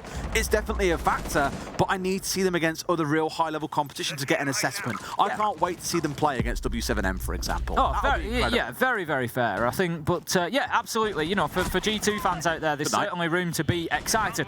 Koi manages to get an opener on to Dorky. Going to be a big start there. Now then, Koi, they need to start winning defenses immediately here. They want to be getting numbers back on the board. It's going to be 4 versus 3 as Alamai manages to get the trade against Leon there. Benja just pushing in here on the knock. This could be a bit cheeky. There's a couple ahead of him. There's real opportunities for kills to be found. They've just dropped away, yeah. Otherwise, it could have been mega. Oh, Blur! He's in such a great position on the side swipe, but can't connect. And now Benja's left alone on the upstairs, hoping to catch more on the way through, but they know that he's there. They know exactly what's going down. He's going to find absolutely nothing. Koi, a much better round coming out, as you come to expect as they switch over to the defensive side. Crying especially is having an absolute field day. Finishes off a couple for himself in the round, and no doubt about to find the third if Benja keeps on missing shots like this. Benja going to be pushing in behind that nade more than likely. No, as the Yokais dip himself away, as you say.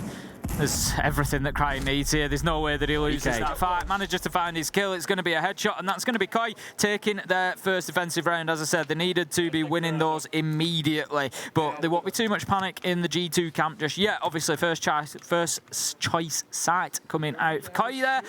You know, so you don't expect them to win a defense or two. The thing is here, look at it like this. G2 need 2 rounds. Yep. All they need to do is win the third choice site. Yep. For Koi. Yep. That's all they need to do. So they can lose Armory Throne, they can lose Bunk and Daycare, or Initiation, depending which Koi choose to go to. It's going to be Bunk and Daycare. So they can lose Bunk and Daycare, and they can just win Initiation Office both times. You know, as long as they can show that they can win one of these sites, this should be good. It's a big should, though. It's a big should. Capital S, Tim. Big should. Maybe even a capital H. I was just about to say, if you're really pushing the boat out, capital H. Not a capital O, but we're halfway there. We're getting there. Still, I think from Koi, yes, good first solid round, especially out of Crying. Big 3K, as mentioned. That third choice, when we get to it, these two sites on the top floor, I think, are actually relatively similar. They don't really play out all that differently. It's just different sides of the map, really. Different sides of the same coin, if you want to look at it like that. It's going to be a very similar setup to what G2 employ with this mirror window at the top of yellow, looking in towards study side, or in towards, oh, what are you calling it, study? In towards office side, sorry, and looking out towards cash. Now, what's going to be a real teller is we've got Spoit, who has been, yes, watching some of his own videos, it turns out, Alamau. Maybe in a spot here where, unless G2 are prepared, could get a big catch out, but it's not unforgivable if you have a team make use of plays like that and then get caught by exactly the same thing. Spoit's just going to dip back into bathroom, keeping pressure on that cash side. Doesn't want to be letting G2 have any ground for free. Oh, look at this, Tim. A drone comes in first. Imagine. What is that all about? So weird. You know, we've seen that 90 corridor area underneath the default cam, exactly where Kanto is playing right now. We've seen this become, you know, such an important spot over the last couple of months. Thinking about ripping the nitro Good there. C4 him there. Let's go back out again. If he throws it just right, catches it underneath the door for him, then yeah, he might just be able to reach far enough, but the angle is being held. As soon as he pops his head up, if he does, it will be trouble. Nitro not far enough out, doesn't manage to get the throw there, and Benja, he's just going to continue holding this one to see if he can pick himself up a nice opener. Patience of a Saint and realises as well that it's the Sledge pushing in to get some support, but it was Doki pushing tight, but no! Loses his life. G2 though have shut Koi down. They've found themselves 3 kills so far already, and sure, Crying gives them a little bit of breathing room with a kill onto Blur, but it's still a 3v2. They've still got so much utility, Tim. 3 flashes, 2 nades, drones out on the field. Really, there should be no excuse for G2 to be losing this one out as the plant is going down. Absolutely, this is the moment for Koi now. 2 versus 3, there are moments in games that you just feel you have to win, and this is one of them, and they're going to have to come out big with a clutch. Benja does manage to get the kill onto Spoit. It's all up to Crying. 1v3, Diffuser down about 30 seconds to do something about this if he wants any opportunity to be able to disable that activated Diffuser. Now then, he's moving around the corner. There is a man there, but G2 know exactly where he's coming from, and they are not going to move a muscle, Des. They're just going to hold their angles now and wait for him to move into the crossfire they've established. There's one to his right, there's one inside his sight. There's the flank. Crying does a great job though, manages to find his kill, but on low health there's nothing else he can do, and Alamau is going to push G2 onto map and series point. Big round from G2. That's starting to break that deadlock a little bit here, where it looks like defenders will be running away with the game. Here, they're the ones about to run away with it. Sat at 6-2. One more round will get them those 3 points and send Koi scurrying away with just 1. Now, obviously worth noting, Tim, we have 5 teams per group. On a different day, each team gets a bye. So the 2 games we've had so far, you will see a standing where we'll have W7M on 4 points, Elevate will still be on 0, we'll have one of these teams on 3, the other on 1, and of course the team that hasn't played also has a break, I believe that's SSG. So with how things are starting to square up already, although it's still only the first day, you can see things starting to warm up and get a feel for what might happen. I can very much see a bit of a scrap between teams like, well, to be fair, all 4 of them except for W7M, I could see fighting out for 2nd or 3rd place. Yeah, it's going to be definitely a hard-fought group, is this one. To be honest, you look across all of the groups and it's the same. There's, you know, it's going to be very close in a lot of them. It's very difficult to call exactly how those groups will shape up at the end of things. And it's just the world of Siege that we live in at the minute, Des. You know, we've seen that bar raise year after year after year, you know, for more and more teams, and you know, the days, we've said it countless times, the days of dynasties, the days of teams just taking over, they feel long gone. Oh, it's regions now, Tim. We've won the last 2 majors in Europe. What are you on about? They feel long gone. They won Berlin. They won Yonchping. In reality. Both majors based in Europe, though. I'll give you that. Yeah, exactly that. But yeah, for individual teams, you know, winning an SI and winning a major is pretty much dominating the year now. You know, and that is, I think, a trend that we'll see continue. And it seems like, you know, Koi might struggle with those expectations.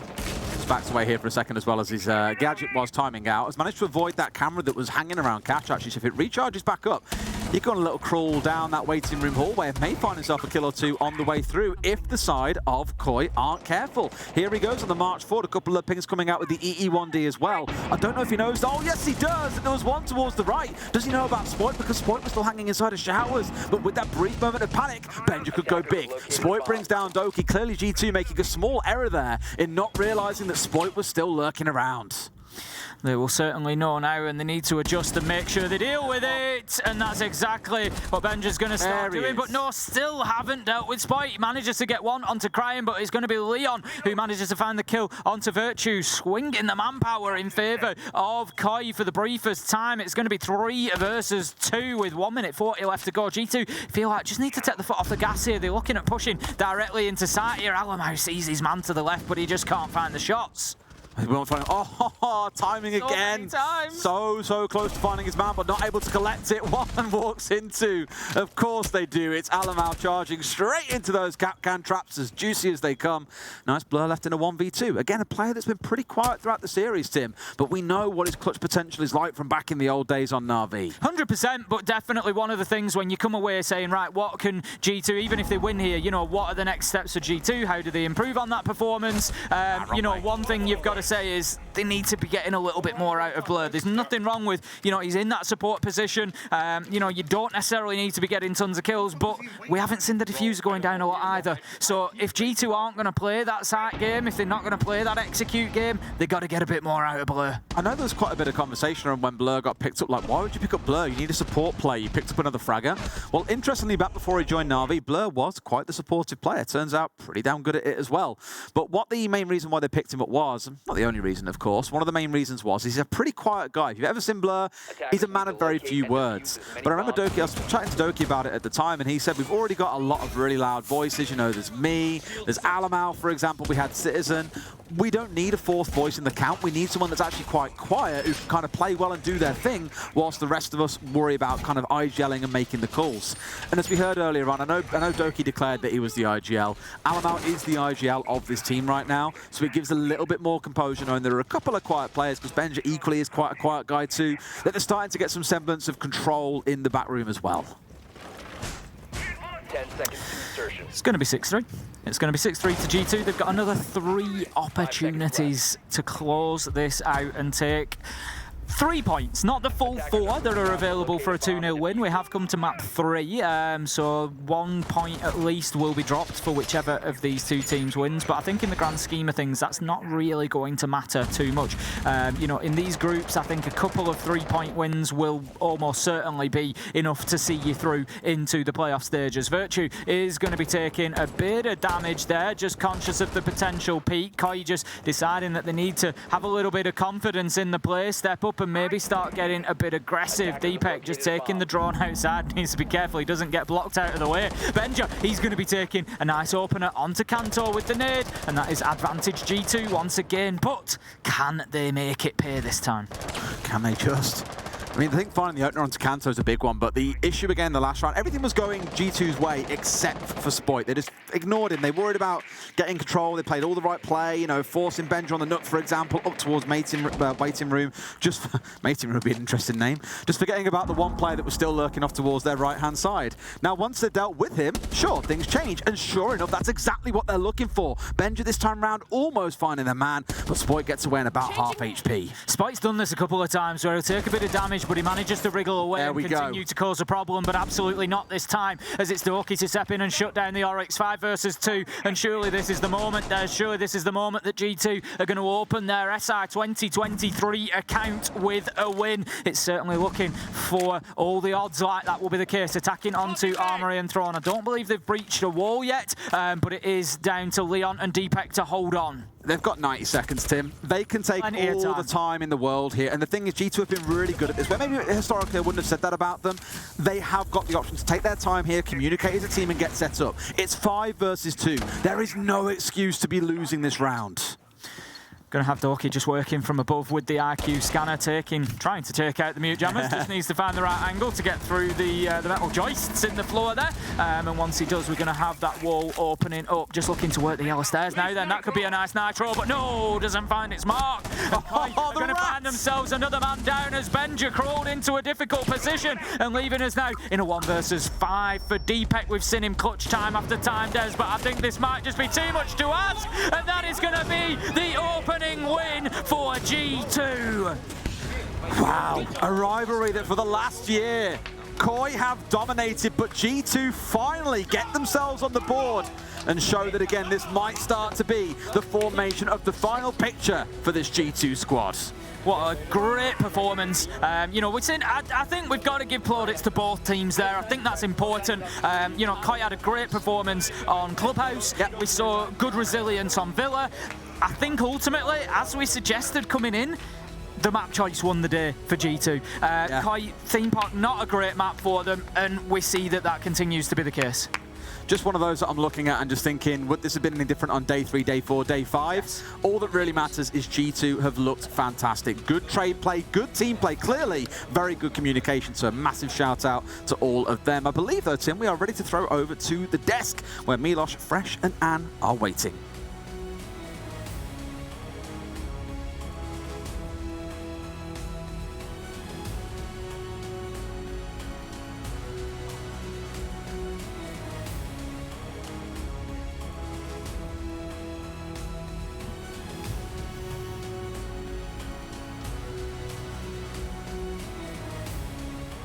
And we're back again, apparently, for Stream B. There we go. Stream A, we've got rid of. We've passed Stream A back to the desk, but Stream B, you get to... So it wasn't Fresh and Anne. We would have thrown back to them as a prep for their next game over on A Stream, but here on B Stream, still with us for now. I'd say the wonderful timing on that, actually, throw it away whilst having all the camera pans and the players walking away. But just as a quick final few thoughts on that one, Tim, again, for G2, I'm excited by what I'm seeing. Yeah. It doesn't feel scrappy. It doesn't feel, air quotes, bad. Yeah, I don't want to say that Citizen was wrong for this team, but one thing we did observe a lot was he was an alert player. He'd play by himself, off from the rest of the team, trying to make magic happen, which would lead to a lot of 1v4s and 1v3s with him alone or by himself. Benja in that game, you've seen him working around drones, pushing with the team, for example, being a spearhead entry for them. It must be really quite exciting to see Doki and Benja working together on those entry battles, and clearly, it works. Must be terrifying to play against, in reality. You know, they've done very well. Don't catch me in ranked against them. They've done very well on the entry. As I say, I think, you know, a lot of it did come down to the map. I think G2, you know, have not necessarily won that in the map ban phase, but if it was going to 3, they always had the edge going to theme park for me. Absolutely that. I mean, I think, again, we spoke a lot about the map bans, and I'm sure on the desk they'll have loads to say about this map ban phase as well. I'm looking forward to seeing what they've got to say about it, to be fair as well. I believe we're ready to throw to them, in which case we'll do that. Otherwise, we'll stay put. We're going to commercial instead. There we go. Bit of confusion in the first game. Commercial, then to the desk. Catch you guys later.